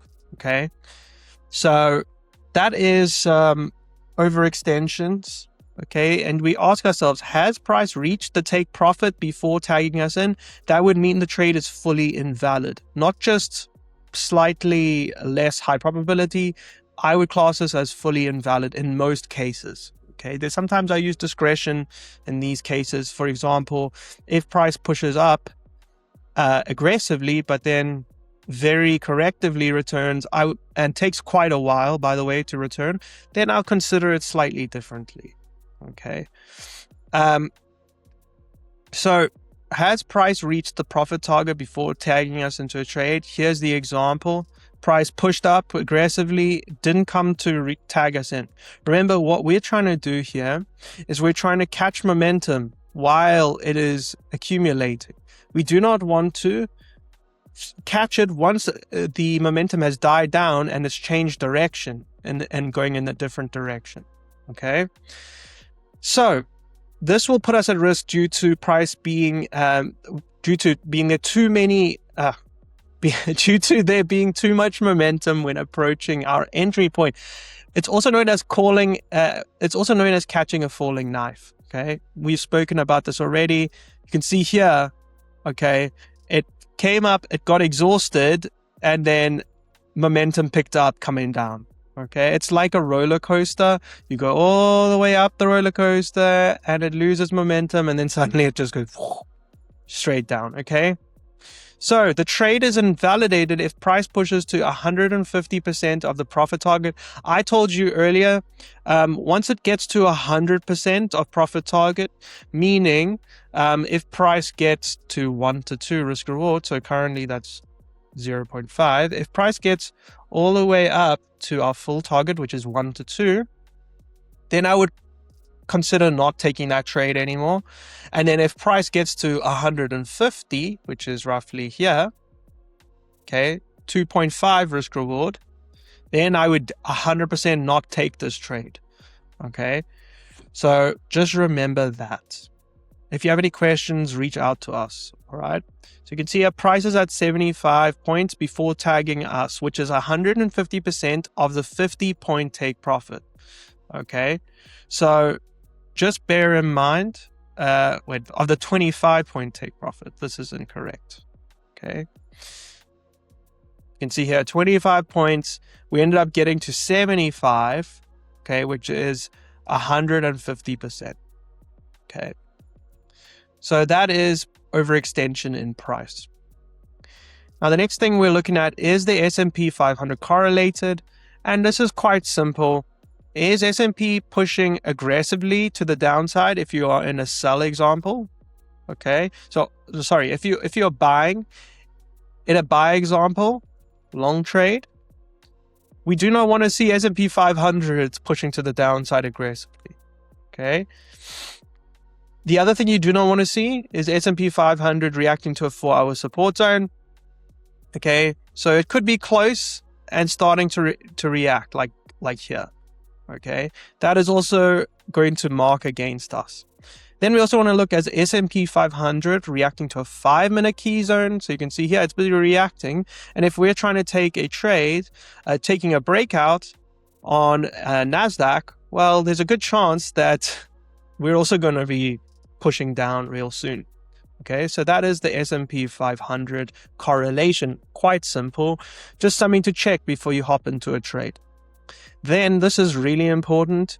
Is there an imbalance below your entry? Now, this is quite easy to identify, and we do go over imbalances in this course. If you struggle with it, I explain it in detail, because it's a very important model for our VRT system. Okay. Now, an imbalance is simply going to mean if we've got a breakout zone right here, and price aggressively pushes up and then comes back to retest. Obviously, that is our bread and butter setup. We would look to retest here.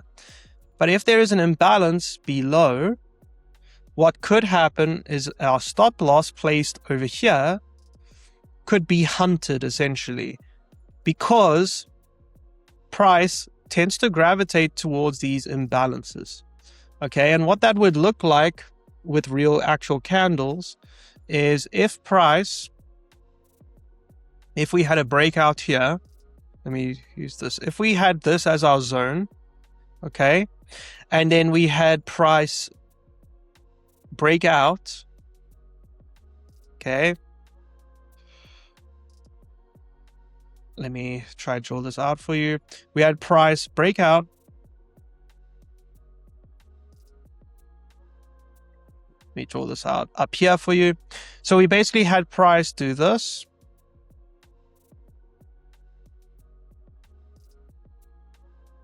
And then we had it do this, okay? And then we finally break out. Okay, we've got a wick here, wick here, wick here, wick here, and so forth. Now, our stop loss, let's say our stop loss is here. And obviously we would enter right here and our trade would look something like this. Now, we want to ask ourselves, is there a gap that could potentially cause our trade to prematurely get stop loss hunted? And the answer is yes, because we have this zone over here. Okay, because this first candle, okay, this is the first candle, this is the second candle, this is the third candle. If we compare the first candle to the third candle, the wick of this candle and the wick of this candle has left a gap here. And so what price tends to want to do is it'll push up and then it will fill this gap, potentially taking out our stops here, causing us to prematurely get taken out of the trade. So all we want to do before we hop into position, identify any zones that are below our stop loss, and that would count against us. Now, those are the 5 confluences, okay? And we'll go over the Confluence Matrix in a bit, how you can formulaically put these confluences together to determine whether a setup is a A, B, or C setup. Now, one thing to note is you do not want to catch a falling knife. Okay, so again, this is related to, is price overextended? If price okay, breaks out aggressively and we see multiple small candles before coming back to our entry zone, then that's all good. Okay, that's a reasonably high probability trade to set up to take. However, you may want to wait for a rejection when it enters if you have, in the next candles that come to retest, 2 huge momentum candles approaching. So here we break out, we start to lose some momentum here, and then suddenly we print these massive candles. Okay, now one big rule I like to look at is when we come back to retest, how many candles are we coming back to retest in? Because what can sometimes happen is it's a sweep on a higher time frame. So we break out like here, and the very next candle prints this huge red candle. Okay, and in that case, or 2 candles later, it prints a massive red candle, kind of like this. Okay. And so then you're going to want to be a little cautious because you're catching a potential falling knife here. And so what you want to do is instead wait for it to come down and then start to reject and then get into the trade. Look for a sign that that momentum is going to shift before getting into a trade. Obviously, we'll go through examples of this. I've also back tested it a lot. If you want to go over some of these details, if any of it confuses you, please just let us know on stream. So if you're going over this section right now, let us know in our calls. Every day there's multiple calls. Just say, hey, I'm confused with this. Can you go over some examples? And we'll go over it for you. All right. That's what our coaching calls and live trading streams are for. All right. So that's it for the 5 confluences. Next, we're going to be going over the Confluence Matrix. All right, so let's talk about the Confluence Matrix. Now, the Confluence Matrix is basically a device we created to be able to determine the quality of the setups based on the 5 confluences that we've already spoken about. If you haven't watched the video on the 5 confluence system just yet, go over it now. It's quite important. So it's going to allow you to grade our setups so you know which accounts to take trades on. At the end of the day, what we want to do is we want to be able to prioritize the trades that we take. So if you have a smaller bankroll, you want to be taking higher confluence trades. Okay, that's basically what it boils down to. Okay, whether you're trading IVB, whether you're trading the New York Breakout, whether you're trading VRT, if you've got a smaller amount of accounts, you want to be focusing on, firstly, if you've got less than 10 accounts, okay, you want to be focusing on the highest probability trade. So the highest probability breakouts at New York session, and then the highest probability VRT trades thereafter. Okay, and we'll talk about the VRT strategy later, talk about high quality trades versus medium quality trades. Obviously, there are trades that just aren't valid as well. So we'll talk about that at a later stage. But what it boils down to is it's important for you to understand how to grade your setups so that you can determine whether it's worthwhile taking these setups on your accounts. Obviously, if you have more than 10 accounts, you can be a little bit looser with the trades you take. You can take like B setups, which can, in all honesty, pay out for you, but they're less probability, right? They're lower probability, which means that, you are at higher risk, but because you have more accounts, your variances have more of a, you've got more of a chance for your variances to play out. So using the Confluence Matrix to determine the validity of trades and how high quality they are is kind of like a cheat code, because the Confluence Matrix basically works based on a red light, green light basis. So if for each of the confluences there is a red light or a green light on them, that will determine the scoring of that particular setup. Okay, so if the criteria is met for a particular confluence to be in line with your trade setup, then it gains a green light. If your confluence is not present, or it is against our trade setup, then it gains a red light. Once we've established a score out of 5 for how many confluences support the trade, we can then use the matrix to determine what risk to apply to a particular trade setup, or whether to avoid the setup altogether. Okay, so if at any point there is a liquidity sweep, not sweet, present, a bonus green light can be awarded to your particular breakout setup. Okay, so this bonus green light will then replace a red light, and I'll show you what that means in a second. So let's look at an A+ setup. An A+ setup basically means everything is green tick. So you've got 5 out of 5. There are 5 confluences, remember? And so we want all 5 to be present. All 5 of these confluences to be present and with the trend in order for us to deem it an A+ setup. And if it's an A+ setup, take it on your trades. Remember, I spoke about if you've got less than 10 accounts funded that you are trading, you want to be taking A+ setups. Reason being is you want the highest probability in your favor. You don't have a lot of bullets. If you've got 10 accounts or less than 10 accounts, you've got less than 20 shots at hitting your targets. Okay, and we'll talk about that later on when it comes to the system. I explain it. I put everything together for you. There's a lot of content in this course, so it's important to go through everything so you understand how each of these systems work together so that you can really take advantage of prop firms and get payouts consistently. Because you could learn each of these separately, and if you learn them separately, they're not going to be valuable to you, because together is how we take advantage of prop firms. Okay, so an A+ setup, very simple. It means that all of our conferences are green. That means we've got 4-hour zones are in our favor. Okay, means that there's nothing in our way on the 4-hour. It means that we are not overextended.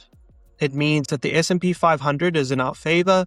It means that the 50 SMA is in our favor and we're above the SMA if we're going for buys and below if we're going for sells. And that it has been trending since Tokyo session in our direction, and that it is pointing in the direction of the trade. And we have no imbalances that could invalidate our trades prematurely. Okay, meaning we don't have, if we're entering here and our stop is here, okay, so we enter here and our stop is here, that means that if there's an imbalance below, that is, we do have an imbalance below our trade, which means that the confluence is against us. Now, if all of these are green lights, meaning everything is in our favor, then it's an A+ setup. We got a 5 out of 5. Okay. The same thing for this. This is still an A setup, which means you can still take it. It's still quite high probability, not quite as high a probability as this. But basically, if one of them is against you, 4 out of 5, then it's an A setup. Now, a B setup is lower probability. It means that 3 out of 5 of the confluences are against us. So in this example, the 4-hour zones are not in our favor, meaning there's probably a brick wall between us and price, or we're inside of a 4-hour zone. We aren't overextended, so that's in our favor. The S&P 500 is against us currently. However, the 50 SMA is good and we don't have any imbalances. So we've got a 3 out of 5. So you would not want to take this setup if you have fewer than 10 accounts that are funded currently. Again, this is funded accounts. Evaluation accounts, you can take on any of these if you want to. However, obviously, you're probably using our passing methods to pass evals anyway. Okay, passing evals will never be a problem for you again using that setup. That's why we can give the guarantees we give, because we solve that problem for you in this mentorship. Now, a C setup is when there's only 2, and that is guaranteed do not take. So in this example, 4-hour zones are against us. It's not overextended, so that's cool. S&P 500 is against us, and the SMA is against us. Now, the SMA being against us could just mean if we're looking for buys, we currently have SMA trending down since Tokyo session, and it's pointing down. Okay. It could also mean that it is trending up if we're in a buy scenario, trending up. However, it is pointing down. So technically, the 50 SMA would be against us in that regard. Okay. And there's no imbalance below, so that's good. That's a C setup, and I would not take it. However, we can turn a C setup into a B setup. How do we do that? Well, that's if there's a liquidity sweep. Now, liquidity sweep gives you a bonus of +1, meaning it'll turn the C setup into...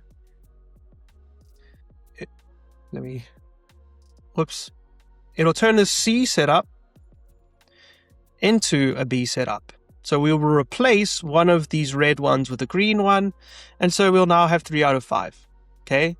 Does that make sense? So a B setup can turn into an A setup. So basically, instead of this, we would then replace this, or which one of these red ones, with a green one. meaning it would be 4 out of 5. Similarly, an A setup can turn into an A plus setup, or only if we have a liquidity sweep. So a liquidity sweep is really simple. Price needs to have failed to close below the opposite side of the 5-minute range and then push aggressively in the opposing direction. So what does that mean? So price attempts at this point to break out, and then it leaves a wick. So basically, it pushes through, okay, tries to break out, it fails, and then it closes back inside. And then aggressively, you'll see that the next candle will be this huge engulfing aggressive candle. If that happens and we break out on the other side, okay, then that constitutes a liquidity sweep. So this then causes price to push aggressively away from the zone where we were initially anticipating a breakout from. And it means that when we break out on the opposite side, we have grabbed some liquidity here. People had stop losses resting here, plus people were trying to catch the breakout here. They got faked out, and now we've completely changed direction. So that is what constitutes a liquidity sweep, which will then obviously change one of these red marks against our setup and take us from a 2 out of 5 to a 3 out of 5, meaning we would now upgrade to a B setup. So the Confluence Matrix works like that. Again, you will get access to this full Miro board, so you'll be able to go through each one of these setups, and it's all explained on here as well, so you can go through this in your own time. If you have questions about this, let us know. But what it boils down to, just to summarize, is that A+ setups are good for your account, okay? If you have less than 10 funded accounts that you're trading live, I recommend only taking A+ setups. If you have more than 10, so I'm saying like between 15 and 20, you can then look to take A setups and B setups, okay? We will also talk about, obviously, VRT setups and IVB setups, what constitutes A setups and B setups there, so that you can know which are the higher confluence trades to take. I also then backtest and simulate those so that you can see in real time my decision-making process, because I do different simulations later on to show lower bankrolls where you only have maybe even 5 accounts, okay? Sometimes people only have 5 accounts to trade with, or 6. I think I did one with 6. And I show the process in real time of where I'm looking at higher probability setups only. Okay, so that is generally how I prioritize trades and grade them with the Confluence Matrix. All right, so in terms of our actual live results that we've gotten trading the NQ breakout, as well as our London breakouts, as well as our US 30 breakouts, we managed to get over 21 risk reward total for July with a 67% win rate. So we usually look for about 60% win rate. This time we got a bit slightly above average. Then in August, the first week of August, we managed to get 7.5 risk rewards. And then in August 2026, for this last week, we managed to pull out 1R from the market. So we had a bit of a up down week. This is including German 40, also with the same breakout system in London session. We also trading US 30 in the London session, using a slightly adapted version of what we've shown you in this course. As well as we're adding on top of this our VRT strategy, which I didn't teach you yet in this video, in this course, which is our advanced strategy to getting payouts as quickly as possible with prop firms, with the optimal risk for whatever model you are trading. So these are just the numbers that you can look at when trading breakouts with our system. And then using this and applying it to passing prop firms with the optimal risk reward and the optimal risk per trade makes it so that in a month like this, you will pass loads and loads and loads of evals. And then using our advanced strategies for VRT as well as the breakout, using the optimal risk management, you're able to get loads of payouts and secure them as quickly as possible, which is, like I said, the most optimal way to aggressively pass, because you're able to secure faster, meaning end of day drawdown is trailing you less, meaning your odds of getting payout are higher, and you end up pulling a higher, you end up getting a higher return on your spend for evals, which is really, really important. So these are the results inside of our Discord. There's a free Discord that you can join. I will link it in the description below. That also gives you our breakout indicator. So you can request indicator access here, which is, you don't actually need to request it. You can just get the free indicator. It's available in the Discord. So if you request it here, we will send you the link and you can get it for free. It will show the exact zones that we trade breakouts from. And it's a very useful thing to have. So prop firms, how do they actually work? And why do we even trade with them in the first place? So prop firms are what made me profitable in the long term. The reason for that is, as a trader and as a human being, I didn't have a whole lot of money to invest in trading. And so what happens there is you get locked into a gambling mindset where you're trying to take a small amount of money, go to the casino and hit the jackpot. What do I mean by that? It means that I'm taking what I can afford to lose, putting it into a broker account, and I'm trying to 3x, 4x that money within a week period. That is not sustainable. That's not trading long term. But that was the only option I had at the time, because where am I going to get a large amount of capital where I can risk 1% per trade, right? That's not a reality. But with prop firms, that is a reality. And you can start to treat trading like a real trader, and you can start to trade like a business rather than going to the casino with your small amount of money, hoping to hit the jackpot. So that's why prop firms changed everything for me, because they helped me change my trading mindset. Okay. But the problem with prop firms is that they operate sometimes in a very predatory way, which is what I'll be talking about later on in this module. But we first have to understand how prop firms actually work. Now, there are two main ways that prop firms make money. Okay. The first way is through fees. Okay. So when you buy a prop firm account, they then get fees. There is another way, which is very seldom actually used, and that is through data. Okay. Some prop firms, on a very rare occasion and only with very specific traders with that have been trading with them for a long time and have shown profitability, they then take their trade data and either apply it to their own fund, or they then sell the data. Okay.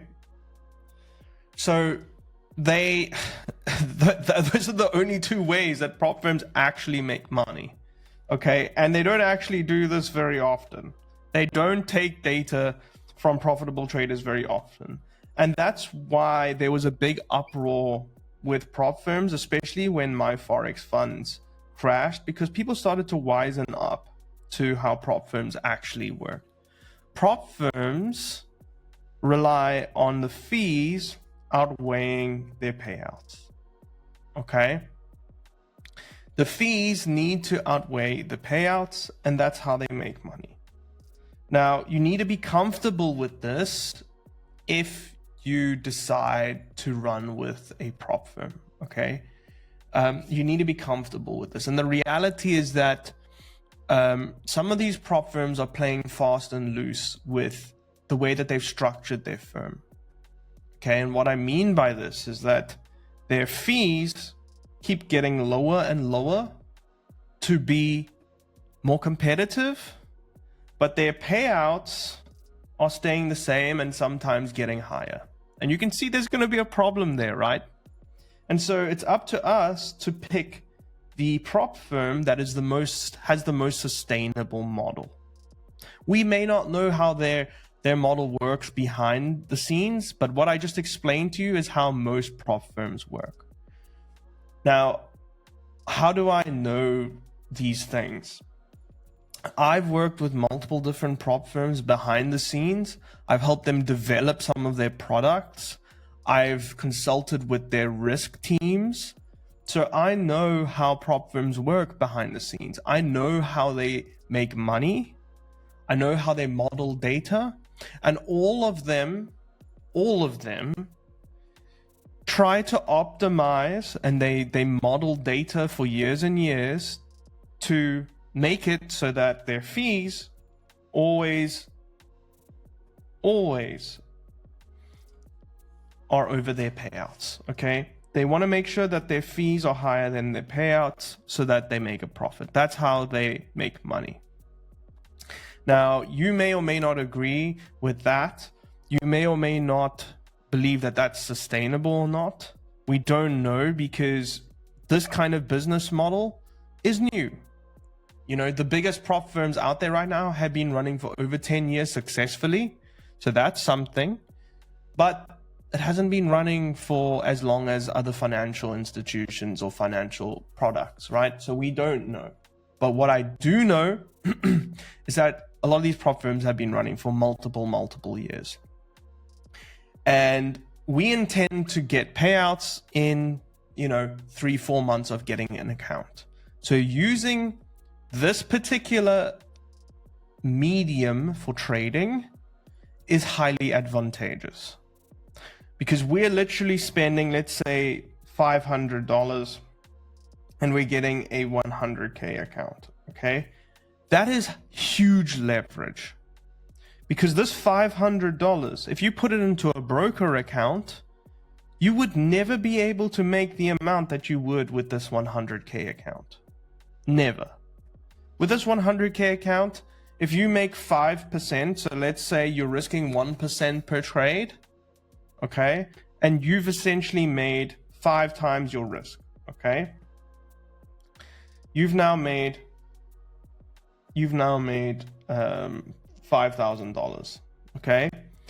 Now, if you do the same thing with a $500 account and you go crazy on the risk, all right? You go crazy on the risk. Let's say you're risking 10% per trade. That's $50 per trade. You make 5R here, and then you get $250, okay? Now, that's easy maths, right? That's easy maths, and that's clearly why prop firms are advantageous. But they come with risks, and we're going to talk about that in this module, how to pick a prop firm properly, whether it be CFD or futures, then how to risk manage to actually pass these accounts as efficiently as possible, because we're not here to waste time. And we're going to talk about how to manage that prop firm account once you then get funded as well. All right. But this is the reality of trading with prop firms. The reality is that the fees do cover the payouts. Okay. The fees do cover the payouts. You have to be comfortable with that. But you want to then work with a prop firm that has a fee structure that is sustainable for the long term, so that there's no drama. You'll also find that those that have a more sustainable fee structure are more right. So let's talk about the difference between futures props and CFDs props, right? So obviously futures prop firms run on the futures platform. There's a few different advantages and disadvantages to the way that they've structured things. CFD prop firms, obviously different trading instrument. You can trade Forex as well through those brokers. They're also known as Forex brokers or Forex prop firms. All right. So those are the difference between the two. But let's look at the difference, the different pros and cons between futures prop firms and CFD prop firms. So when it comes to futures prop firms, there's a few things that you need to look out for with futures prop firms that majority of them have, okay? And they have significant disadvantages. The first is that with excuse me, with futures prop firms, they have monthly fees. So when you're trying to pass a futures account, it has a monthly fee. And if you pass a futures evaluation, you then either have to pay a one-time activation fee, or you have to pay a monthly fee after that as well. And I would say one of the big red flags with futures prop firms, which we will be talking about shortly in one of the next lessons, but one of the big red flags is if there are monthly fees even after you've passed the evaluation, because this puts you under some immense pressure to get payouts quickly. And as we know with trading, and I'm sure you've identified in your own trading, that when you're under pressure and you're trying to rush the process, you're trying to get results quickly, that's when you kill everything. You kill the account, you lose all of your progress. You may have been doing well, but as soon as you try to rush it, that's when you don't stick to your plan anymore. And that's actually what they want, by the way.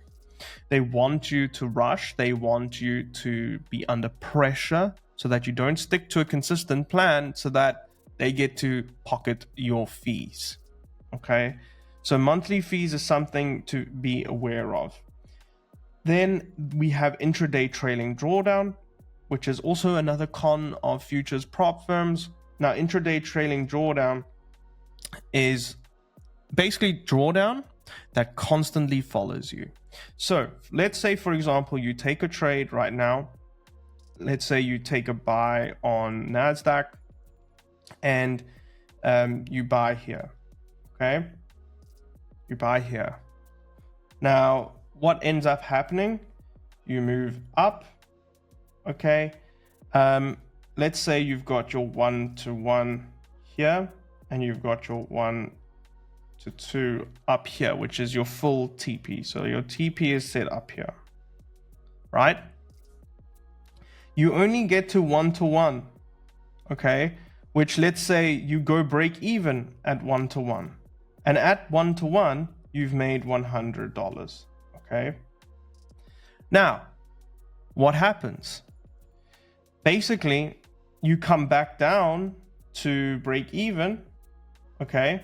You come back down to your entry right here, and you get taken out for $0.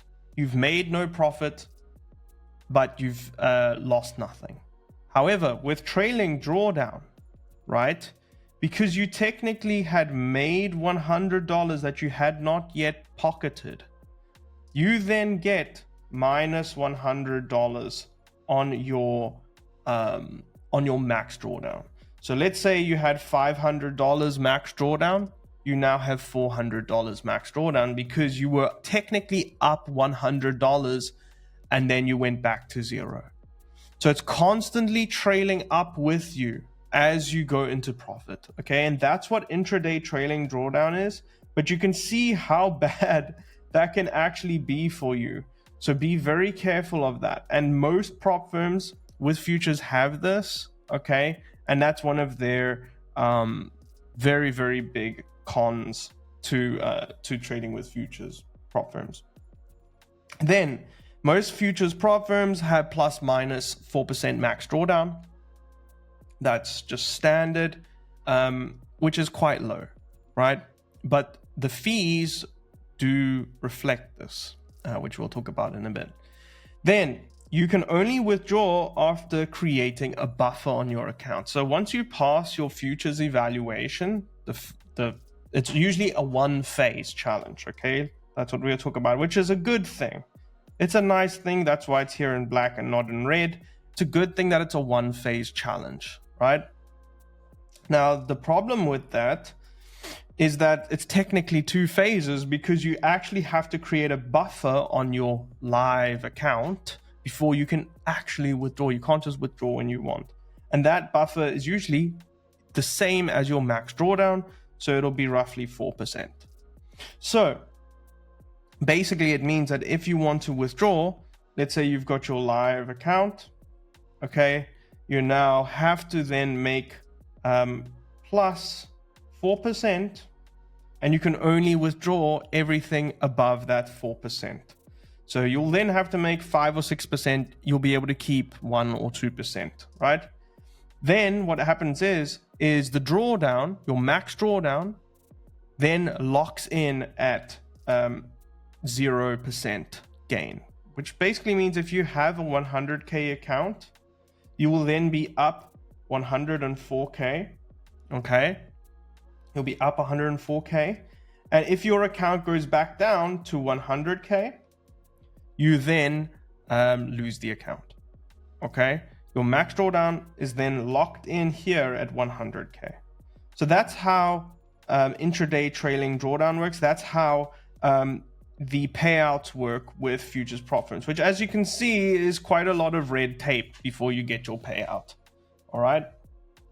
Then some of the pros is that you get a one-phase challenge, but which I explained already, it's not really much of a pro because you still have to make a buffer before you can withdraw. There is a huge scaling opportunity with futures prop firms because you can copy trade, right? You can have 20, 30, 40, 50, 60 accounts all on a copy trader. And I'll show you guys the copy trader that I use, how it works in a different lesson here. But it's insane because you can literally make a few $100s on one account and it's copied to 30 different accounts. You've made like $20,000 then, right? It adds up super quickly. And that's the beauty of futures prop firms and why I think they're such a good opportunity, even though they have all of these drawbacks. Now, the fees are also lower, even though they are monthly fees when you're doing the evaluation. So with some prop firms, you can get accounts for $50. You know, you can get a 50K for like 50 to $80. And some you can get with an 80% discount where it's like $20. But be very careful of those. I'll be talking about kind of the red flags going forward, and that will be one of them, right? Doesn't mean that they're necessarily a scam necessarily, but it's a red flag and you may struggle to actually get payouts from that prop firm. So be very careful. Now, they also have strict consistency rules with futures prop firms, right? And those are things like you need to have, so for example, your biggest trade will be $1,000 on that account. Some prop firms will tell you that a trading day, so they have minimum trading days you need to fulfill. And those trading days only count as a trading day if you've made X% of your biggest day. Meaning if you make $1,000, they might say to you, you need to make at least 23% of that $1,000 to count as a trading day, right? Whereas with CFD props, it's a bit different, okay? And then they have other consistency rules, right, where you can't have, basically you can't make too much profit in one day because they're trying not to lose out. They're trying not to have people do these big gambles on one trade, right? And the best part about futures prop firms is the trading conditions. So if I'm not mistaken, basically futures prop firms have a centralized exchange where all of the feeds, regardless of the futures prop firm, they're all going to be the same, right? There is no spread on them, and the slippage is very minimal, depending on obviously news events and those kinds of things. Compared to CFD prop firms, the trading conditions are absolutely amazing, and the platforms that you trade futures on are also really great. So this is probably the best part about trading futures prop firms. And again, both of these have great things about them. It's about choosing which one works best for you. By and large, futures prop firms are, there's a lower barrier to entry. However, there are a lot of little rules that you need to be worried about, like consistency rules, trailing drawdown, intraday trailing drawdown, as well as like buffers before payout. There's a lot of very complicated rules that you need to understand, but it's a lot more attractive because it's cheaper to people, right? And for a lot of US traders, it's more accessible because all platforms are available. Whereas with CFD prop firms, there's less platforms available to US clients, right? You can't use MetaTrader on CFD props if you're in the US. You can only use Trade Locker, and you can use what was the other one? DX Trade. Basically, those are the only two platforms for CFDs in the US that allow it. Okay. Now, CFD prop firms, the cons about them is that they are less reliable with payouts. That depends on the firm, but a lot of the firms, there's a lot of firms with CFD space, and a lot of them are fly-by-night. So be very careful. They are more expensive. You're going to pay 2 to 3 times the fees with CFD prop firms, but they are once off. We'll talk about that in a little bit. You don't need to worry about monthly or any of these things. Copy trading generally is not allowed with them. That used to be in the past, and some allow it as long as, they've got different specifications. But in general, they're very funny about copy trading, and that's because there's a lot of potential for like people getting other people to manage their accounts and for group trading and those kinds of things. Each broker has a different data feed, so there's a potential for manipulation and slippage there, okay? And you might be familiar with the phrase slip them to hell, and that's what happened with my Forex funds notoriously, where they basically took the most profitable traders that were making too much money, turned up the slippage on their accounts so that they had a much higher chance of losing and failing their account. And this is always a potential thing that can happen with CFD prop firms, by the way. But if you stick to the more reputable ones, which I will talk about a bit later, how to pick a prop firm, then you should be good. Now, again, there's less available platforms to US clients. Okay, that's also one of the big cons, right? Then the positives about CFD prop firms is that they have 8 to 10% max drawdown, which is way better. It's more realistic. It's easier to work with, right? And this drawdown is balance based or end of day based, right? I'm just skipping over this other one. So you got 8 to 10% max drawdown, and the drawdown is balance based or end of day based, basically meaning it's not trailing as you go up. It only trails at the point of end of day. So they're going to calculate how much you're up at the end of the day and then trail it accordingly. So you can take 1-to-1 risk, 1-to-2, 1-to-3 higher risk reward trades without the risk of your trade coming back to entry and you losing that drawdown. All right. Or it's balance based, which is even better, which means it never ever trails. It stays, or it only gets calculated based on your balance, right? And then there are also once-off fees, which is way better. Okay, no monthly fees. There's no hidden fees. There's no activation fees. And they don't have as many consistency rules for payout generally. Some of them don't have any consistency rules, but most of them have introduced them now. There used to be a time where most of them didn't have consistency rules. But generally, it's something like this, basically meaning that your biggest trade cannot be more than 40% of the overall profit. So basically meaning that you cannot just do one huge trade. Okay, and they say that you have to have a minimum of 3 to 5 trading days generally with prop firms, and your biggest trade cannot be more than 40%. Basically meaning if your biggest trade was, let's say, $1,000,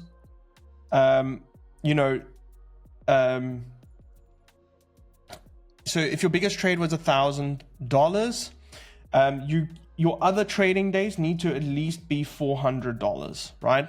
So that's basically what it means. So you would then need to have 2 other trading days that are at least $400 each, right? And then you can count that as 3 trading days. So that's basically how their consistency rules work, which is a lot better, all right, and a lot less predatory in my opinion. Now, again, these are the pros and cons between the CFD and futures prop firms. Both have their advantages. Some suit different trading personalities more, and the best way to figure out is to try one. So try a futures prop firm, see how you like it, see if it tickles your trading psychology and causes you to have bad trading behaviors. Then try CFDs, because CFDs are a lot more relaxed. There's less restrictions, but there's less there's less potential for scaling. All right. And in some cases, you might not like the platforms with CFD prop firms. So again, it's up to you, right? So yeah, those are the differences between the two. And you can use this information to help you choose. However, I'm going to talk about how to choose prop firms and the red flags behind those prop firms in another module in this course. So yeah, this equips you with all of the pros and cons on both so you can make a more informed decision. All right, so let's talk about getting funded with futures prop firms.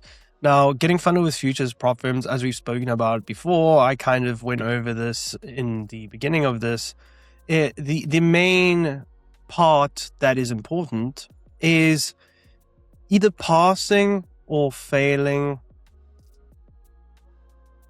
as quickly as possible. Okay, that is the most important aspect here. Reason being is in between, if you take too many days, like I was saying, you are here. If you win, guess what?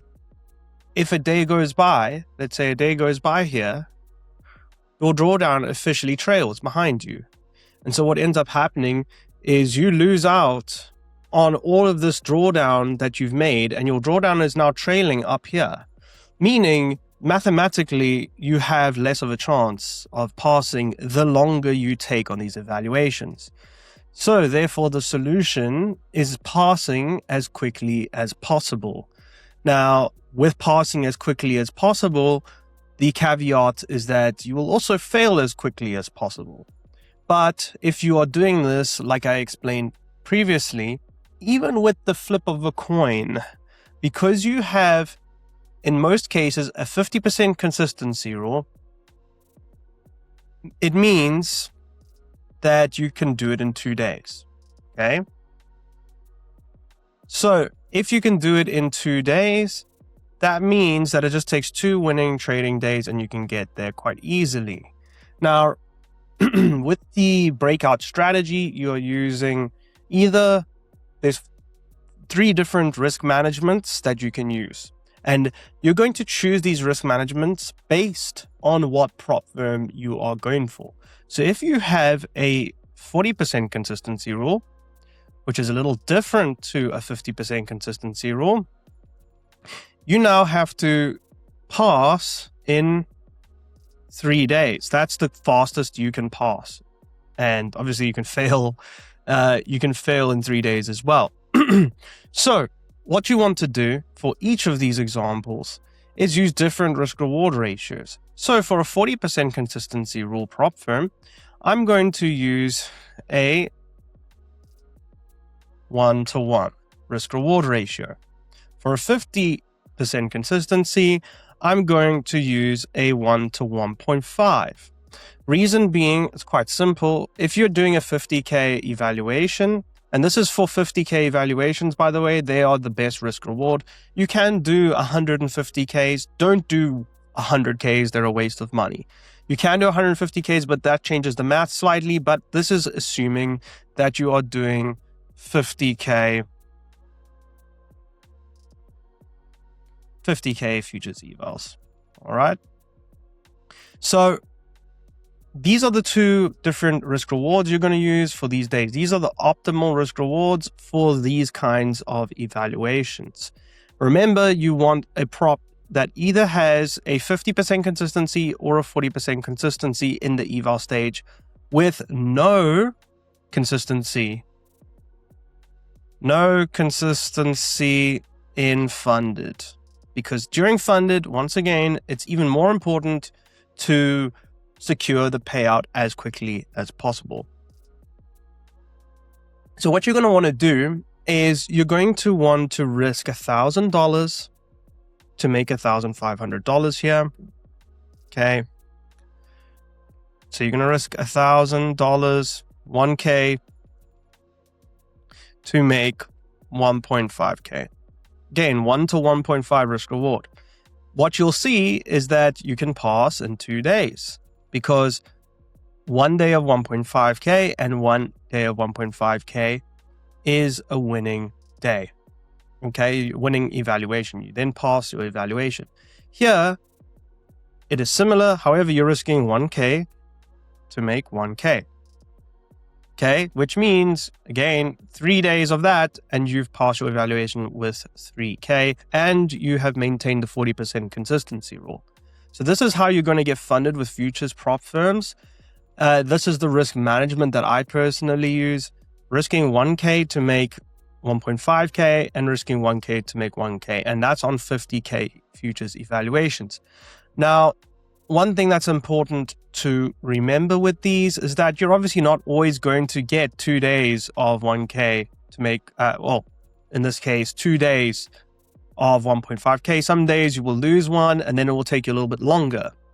But what you're going to want to do is get multiple prop accounts. Remember, in the beginning, I spoke about you need to overwhelm it with volume. So you're going to want to start off with anywhere between 10 to 20 evals when you do this. Okay? Because remember, statistically, if you're flipping a coin, anywhere between 20 to 30% of these is what you want to be passing. Ideally, you want to be closer to 30%. And 30% is actually a zero EV expectation. But remember, because there are variances involved, you could get slightly under the 30%. You could get way over it, especially if you have a positive EV strategy, like the strategy that we teach you. So the strategy that we're going to teach you is the New York Breakout.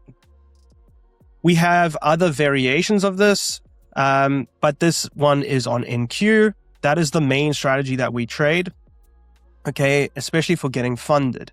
We then also trade the breakout on US 30. It's a little bit different, but for this video, we're going to show you in the New York Breakout. You would have already gone through it earlier in the course. So basically with the New York Breakout on NQ, you're going to be targeting either 1-to-1 or 1-to-1.5, depending on if you've got a 40% or a 50% consistency rule. You're going to be taking 10 to 20 evals, and you're going to be trading, this is very important, one eval to be traded at a time. Okay? No copy trading. Absolutely never, ever, ever do you want to copy trade, because if you copy trade, you do not realize the expected value. You basically give yourself, you basically give the prop firm the full power when you copy trade, because like we say, if you are trading the eval, you need a win streak to pass the eval. If you're trading one account or a group of multiple accounts copied together, then when you pass, you are highly likely to then start a losing streak, because guess what happens when people pass? They become less aggressive with their risk. And so what ends up happening is, even if they are still on the tail end of the win streak, this is your win streak.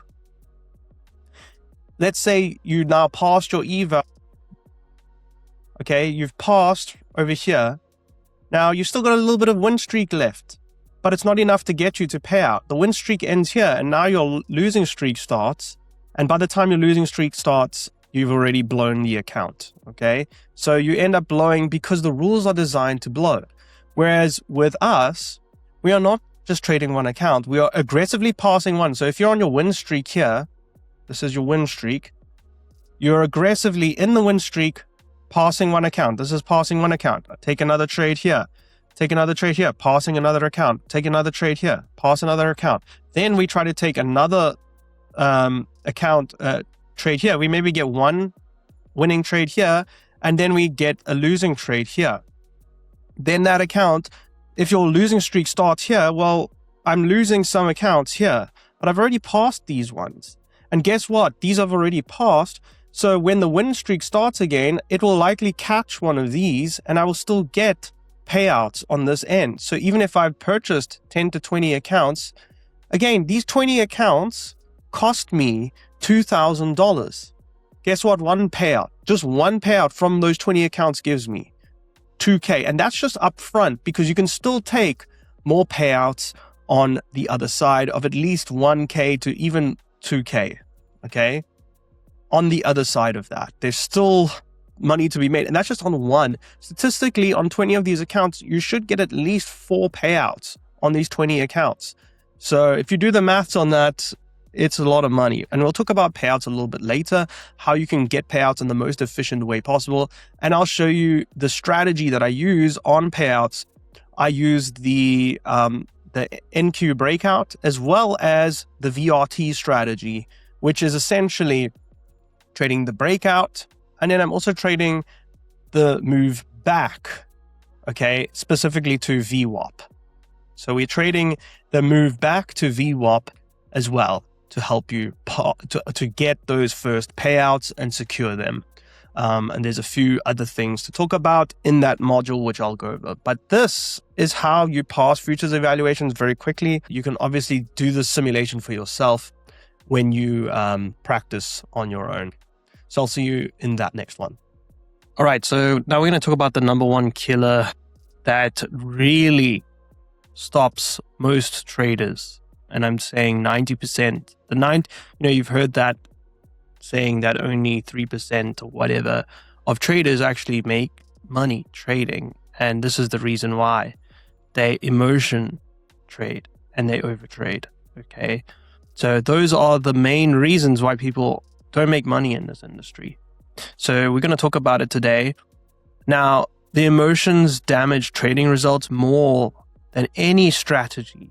Okay. So your strategy actually plays a very small role. And I think we've spoken about this quite a lot in this section so far, because emotions, okay, and risk management, once fixed, can completely transform your trading and make you profitable on their own.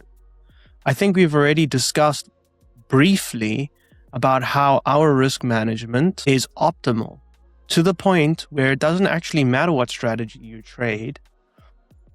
If your emotions are in check and your risk management is correct, you will make money trading with prop firms because we have an edge on them at this point in time. Okay? So it's important you take advantage of that. And if your emotions get in the way, well, you're not going to be able to do that. So the uncomfortable truth is that the whole lesson I'm going to talk about today, it rests on the fact that strategies are rarely what kill accounts. Traders kill their accounts. Okay. Now, understand that strategies are likely to have losing streaks, and you have to be ready for those losing streaks. 5 losses in a row is actually a normal thing. Okay.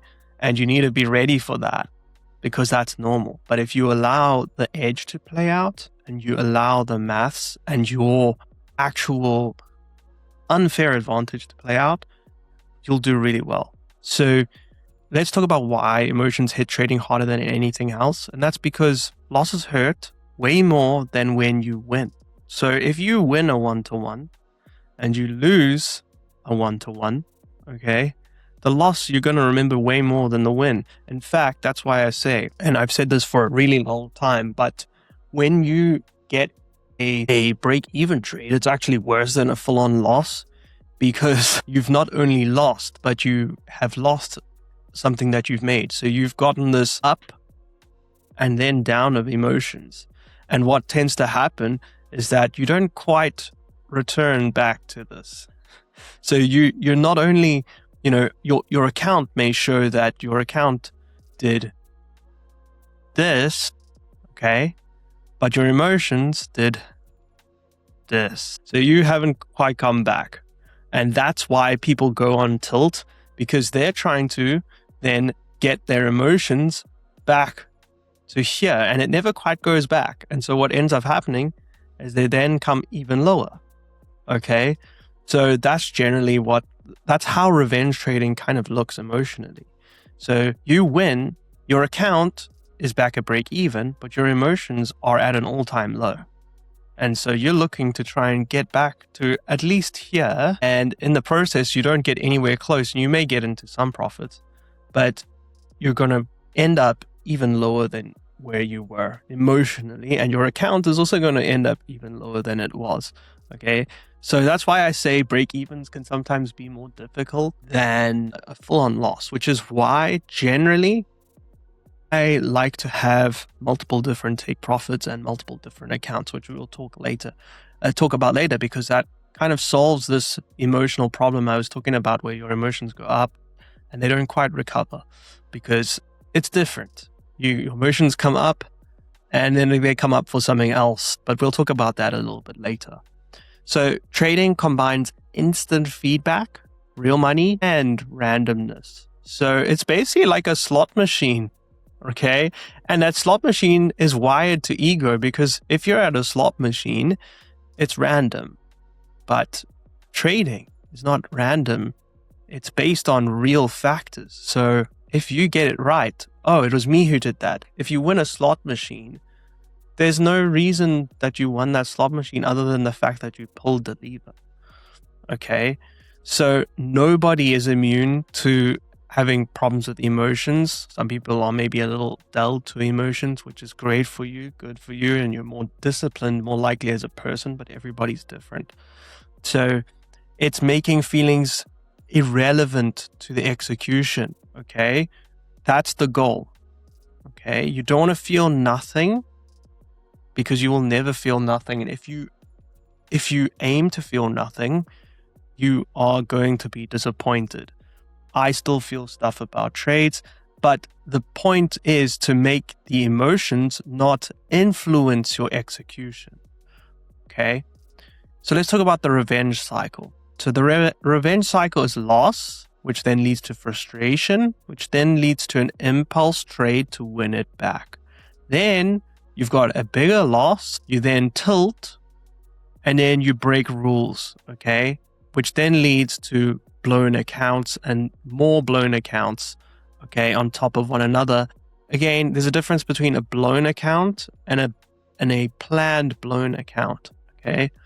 So the trap is that each step feels like you are taking control, okay? So if you lose, you get frustrated, you want to take control. So you take an impulse trade, which is you trying to take control. Okay, that leads to a bigger loss, which means you're trying to take even more control, but in a less controlled way. That makes sense. You tilt, and then your rule breaks. Okay, then you blow multiple accounts, but in a non-planned way. Okay, so the way to solve all of this is to accept the loss, take the one planned trade for the setup, and then walk. Okay, only take one trade per setup, per account. Okay, especially in the beginning. Sometimes you can trade multiple accounts in one setup, which is technically multiple trades, but you kind of want to do that a little bit later down the line. In the beginning, when you're just starting out, just trade one account per setup and then walk away. Okay, accept that loss. But remember though, there is such a thing as stacking accounts. So there is multiple setups in one setup, if that makes sense. So just to quickly explain what that means. So for example, in our Nasdaq strategy, we have a 1-to-1 and a 1-to-2. You're going to want to take this, depending on how many accounts you have, you're going to want to take this setup with two accounts sometimes. One for the 1-to-1. So you send in one account that has a 1-to-1 target, and you send in another account with a 1-to-2 target. Those are two separate setups. Okay. But you only do this if you have 10 or more accounts. Okay. So that's just a background on how I gauge a setup. A setup can be the same trade criteria, but with two different targets. Those are two different setups. Okay. So let's talk about what overtrading is. Okay. So we're not just talking about revenge trading, but we're also talking about trades because you're bored. Okay. We're also talking about trades out of FOMO. And also we're talking about trades where you're like, oh, just one more. Okay. So this can happen after a green day, which basically happens when you're trying to make more and more and more. And obviously you move the goalpost even after you've won. Some people just can't take the profit and walk away. Okay. And that's just pure gambling mentality. But one of the big remedies to that is when you start to understand, and once you've tested the edge on props, you'll realize any deviation from that is really silly, because you are basically ruining that edge that you have. Okay. And it's more important that you stick to the risk management than it is to even stick to the strategy itself. But sticking to the strategy will further increase your profits. Okay. So structure beats willpower. Okay. And that's how we kind of go over it. So the one trade per account per setup per day. Okay. This is the vaccine for an overtrading mindset. Okay. The risk needs to be mechanical, which is what we go over. So you know the exact amount you need to risk for every trade. You're never going to risk more than that. Okay. You know exactly how much to risk per trade.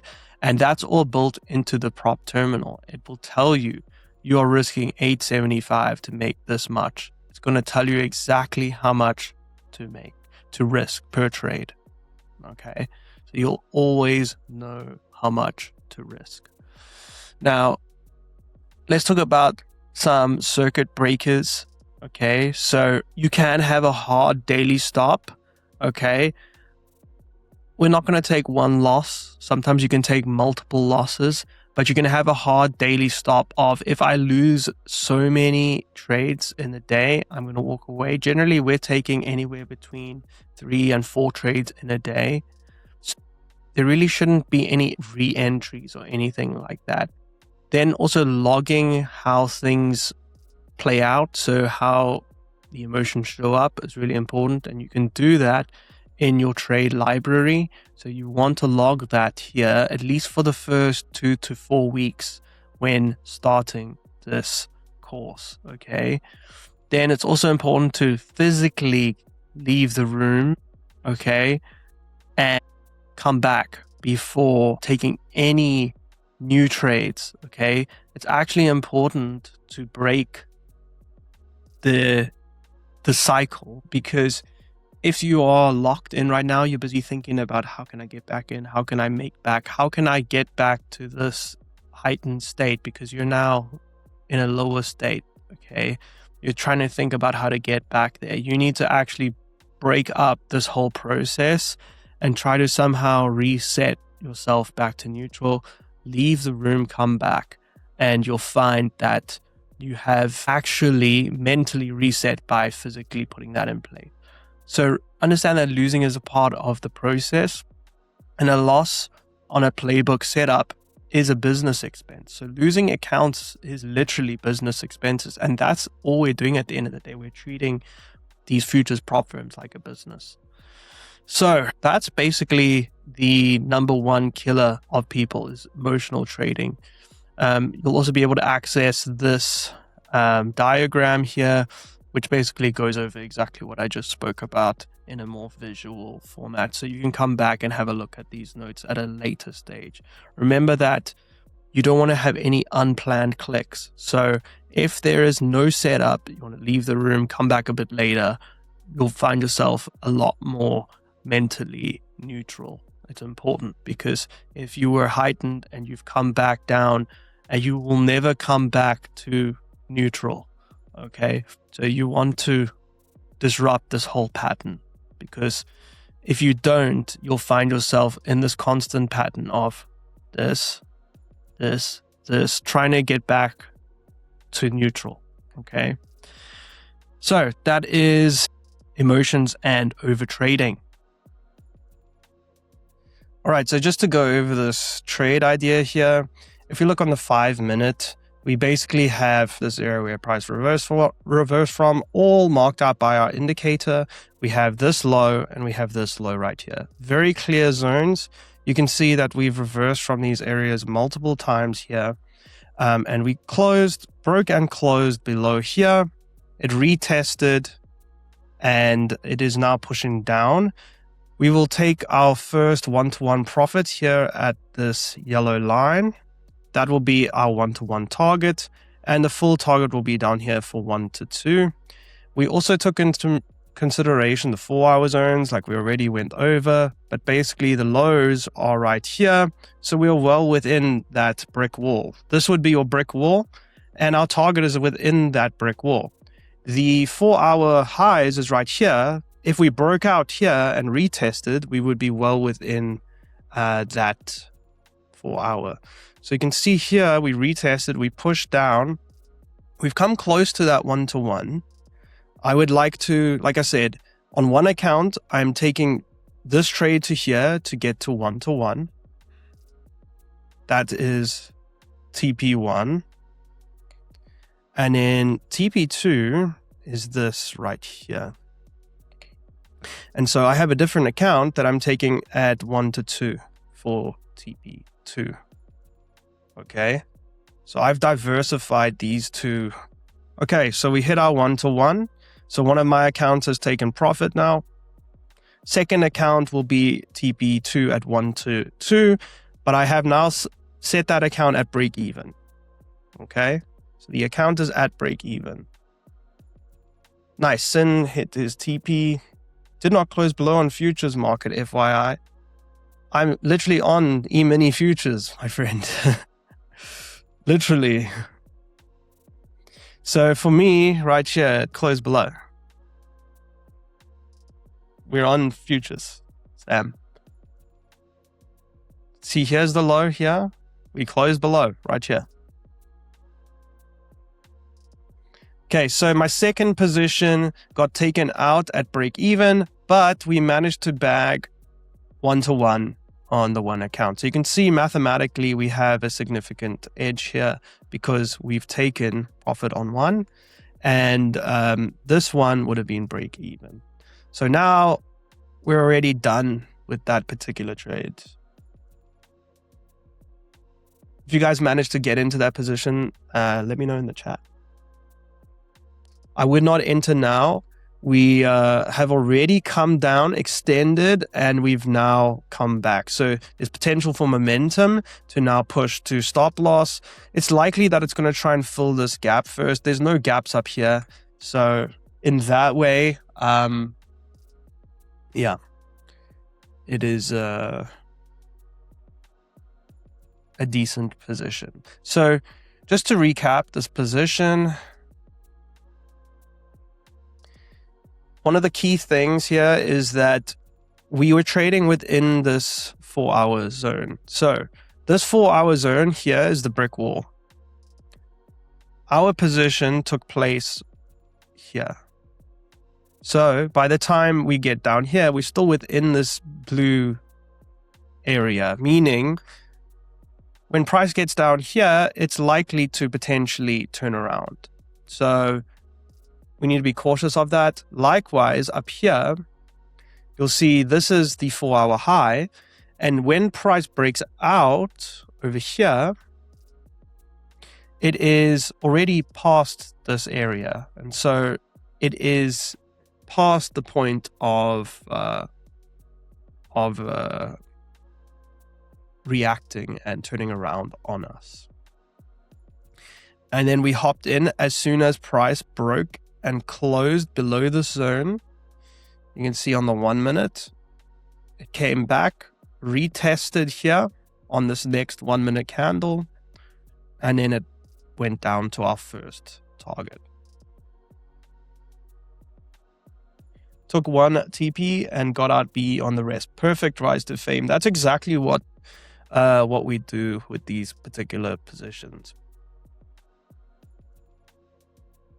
Well done, guys. So that's the trade that we're taking for today. I'm not going to find any other trades. You can see it may push lower, but I'm not really interested because, again, we've come down, rejected this area, and pushed up. There's some momentum here. It's likely to continue up now, in my view. All right, so this is the trade that we had today. It is the 24th of July, and it was on Nasdaq. So what we did was we started on the 4-hour as always, and we were looking for our higher time frame zones. So again, our indicator does a lot of the work for us. So this one was clearly marked on, so I marked that on. And then if we zoom out slightly, you can see there was one that was created recently over here. So that kind of creates this little zone right here in the 4 hour. We obviously also had this up here, but that was super far away. It's going to take many hours for price to get there. And so when we drop down to the 5 minute, our entry time frame, at the open, this was the situation. We were currently here at the open, and we were waiting for price to come lower. Now, there were multiple different areas we could have taken the trade from. What ended up happening was price broke underneath this zone before the open. Okay, and so the reason we didn't take this zone here on the 5 minute is fairly simple. We didn't have a lot of space for price. We didn't have a lot of space to get in before we got to this next zone. Okay, similarly, if we took this zone down here, right? If we took this zone down here, we'd also not have a lot of space to get in. Also, the big issue we had was, see this candle here? This candle actually broke out of this zone here at 5 minutes before the New York Open, okay, which is 9:30 a.m. Eastern Standard Time. You'll see here mine is slightly different because I'm in South Africa, but we were 5 minutes before the open when we broke out. And so we broke out, and on the very next candle, it retested. And so we wait. We don't get in on the opening candle. And if we had gotten in on the opening candle and we had our stop loss here, which is where it would have been, we would have been stopped out. So again, what we would have done is wait for this to get taken. The problem is that there's no space here. And so we then turned to using this 4 hour zone that we just marked out as our zone for a breakout. Now the other area would be up here. Okay, that is the other area we would look for a breakout from. So we were waiting for either price to break out to the upside here or for price to break out down here. And so we just sat patiently and waited for one of those to play out. Obviously, we got the breakout to the downside today. So it continued down. It broke out quite aggressively. The second candle didn't retest just yet, but crucially, we did not get to our full target, okay, before coming back. So that's one crucial thing. Had we come down here first and then started coming back, what ends up happening is we generally find that too much momentum is generated when returning back to the entry, and you'll find your stop loss gets smashed through. So that was one thing that would have invalidated this trade, where we get past the profit target, the full TP2, before retesting, and that did not happen. The one issue with this trade was that the clear zone for stop loss was up here, okay, but that's 110 points, which is a little bit far. So what I did in this case was I just covered this imbalance. So you can see there's an imbalance right here, and I covered it because I knew that there was likely to be a reaction in this zone, so we were safe. And had we come up here, my trade would have been invalidated anyways. So we made that our retest zone right here, and we brought the stop loss down from what would have been here to our 60-point stop, okay? Then essentially what ended up happening was we retested. On the next one, we just missed it. This was quite a large retest that happened here, okay? So not what I like to see, but we still had a significant reaction in the next 10 minutes, which then ended up coming down to the 50% mark. So you can see I use my Gann box and I draw it out, and that can give you your TP1.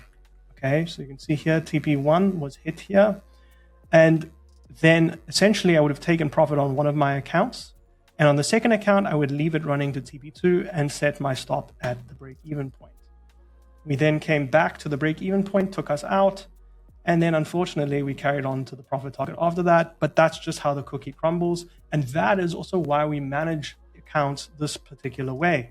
When we get into a trade like this with 2 TPs, we send in 2 accounts, one for TP1 and one for TP2. And so that's exactly what I did today. I managed to take TP1, and then on TP2, I managed to get a break even on the trade.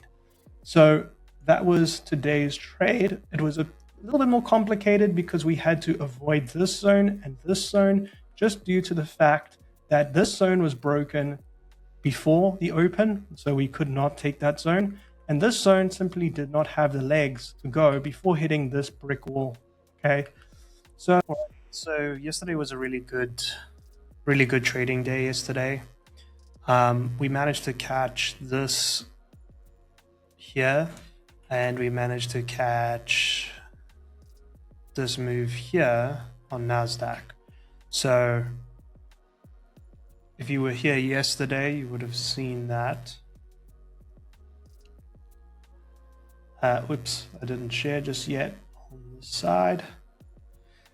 So yeah, we had this trade here on US 30, and then this trade here on Nasdaq yesterday. Basically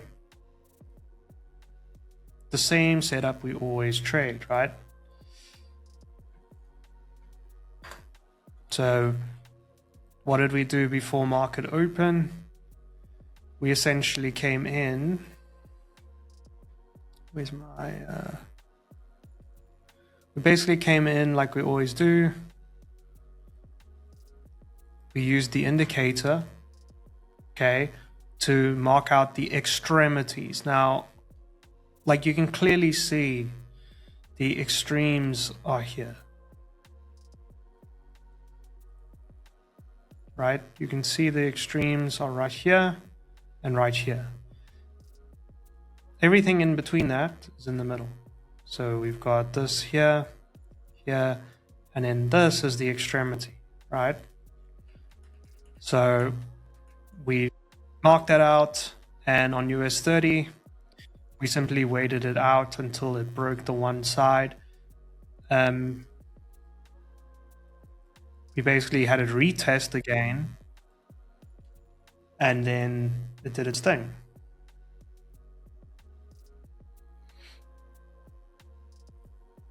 So we then also had this trade on Nasdaq, which was also super good. Now, we had, again, the extremities, right? So you can see in between here is all noise. We went for the outer zones, okay? Obviously, we didn't look all the way back up here. Why not? Well, there's a clear range that was created. We pushed up aggressively and pushed down aggressively, and then started to push up aggressively once again. So these are clearly the zones where there was the most volume. So we chose those zones. And again, the indicator marked it out for us super clearly, right? It marked it out really, really clearly for us over here and here. So made it really easy for us. Once again, we just ignore this because it's inside of a range.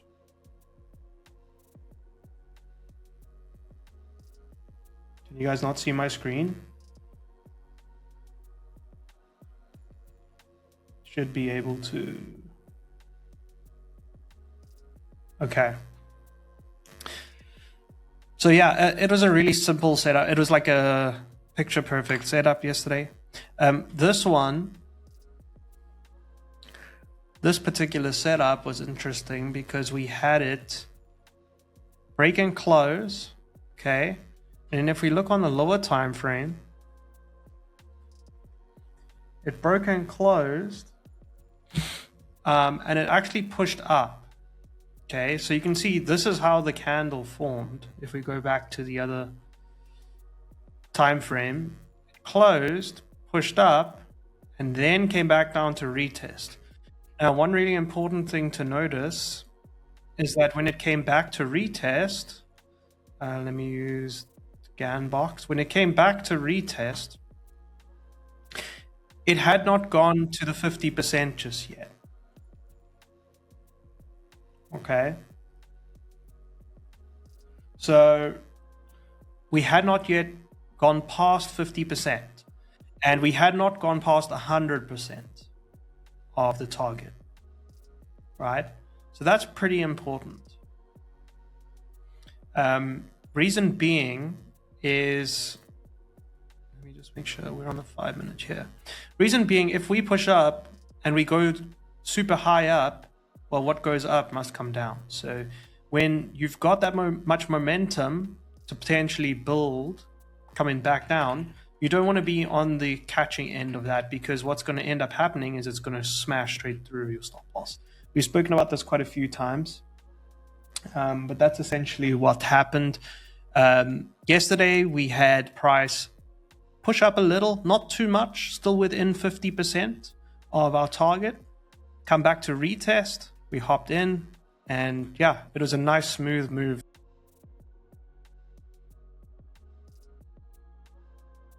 All right, so here's the trade we took today during today's coaching session and live stream. So we had this setup play out over here. And this is what it looked like coming into the open. If we go back, we simply had the range. If we mark out once again all of our zones, we had a zone here, here, and here, all marked out by our indicator. Okay, obviously there's these inner zones, but we don't trade the inner zones. And we had this here, this here, this here, and this here. So all I simply did was I joined them up. So this was our top zone. Okay. I was also aware of this, which we could have also used as a potential zone. Then this was a clear area right here, okay, that we were looking at. The reason I chose this is because it's the lowest one. All right, super easy to mark that one up. We're also including this and this. You could even include this if you wanted to. Okay, if we zoom out, do we have any other obstacles? No, not really. Then we want to do the 4-hour brick wall check. So we go into the 4-hour. On the 4-hour, we're kind of clean.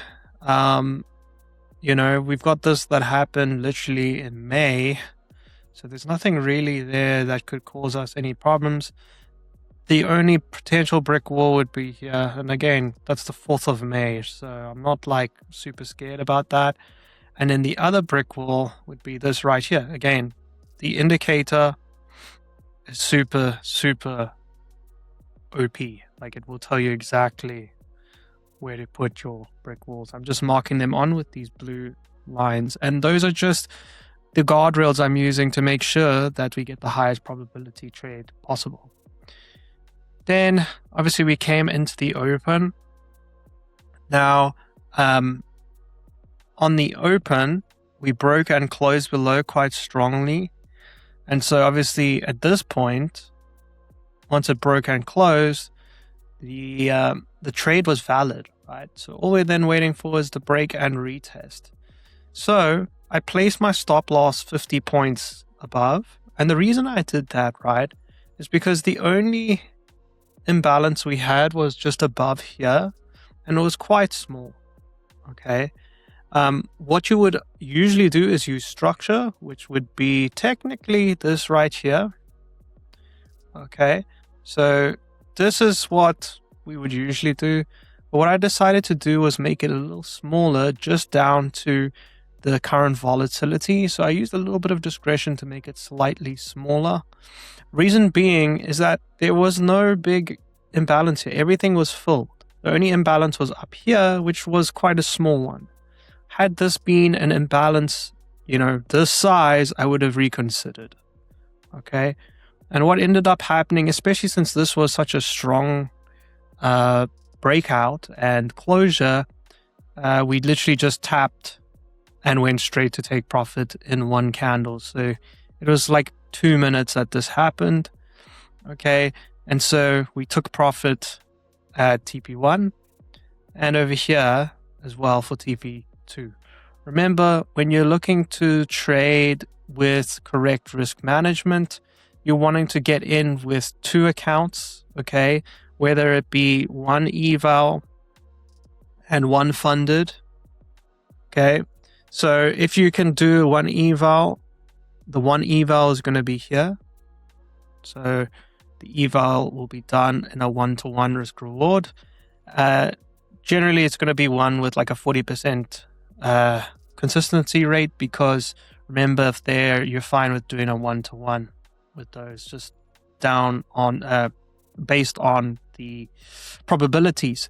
Then your funded account, the most optimal thing is to run the funded account on the 1-to-2 risk reward. So you would then wait for the funded account to hit the full TP2, which in this case it does. Okay, so that is the optimal risk for those accounts. And one other thing I want to mention is that had we come all the way to TP2 prior to retesting, this whole trade would be invalid. Why? Because it would have been super overextended if we had come down here first before retesting. It's what I keep saying, whatever snaps in one direction is likely to snap back just as violently. Remembering as well that we're quite far away from this 50 SMA, and price does tend to return back there. So we're due for price to return back. And so had we come all the way down here before retesting, it would have been a serious red flag. However, we came down here first, only to the midline, and then retested. And so it was a perfectly valid trade that we took. Also bear in mind that I didn't have the zone here. Okay, let's have a look at this zone. Had you had the zone here, you would have missed this particular trade because you would have had an entry here and you would have been missed. But I adjusted the zone to be over here. Okay, reason being is this is the outer extremity of the zone. This here is within this. And so we adjust to the nearest extremity. So it ended up being perfect, 0 drawdown, and went straight to the profit target. Remembering, once you get to TP1, your 1-to-1, you're then going to take this account, take profit on it. You're then going to set the second account that you're in to break even. You set your stop at break even, and you target TP2 with that account, which was hit in the same candle. So you'll end up with 2 accounts, one achieving 1-to-1 and another achieving 1-to-2. On this day, we didn't have any US 30 trades. Let me just have a look out of curiosity. No, we're still within this range. Still to now. Okay, we were looking at price breaking out here on US 30. We didn't actually get it. This would have been the trade that we took, but we just went back into the range. There was no actual valid trades on US 30 today. So those are the trades we took today. And I'll be doing a few other recaps as well inside of here. I'll see you in the next video, everyone. Cheers.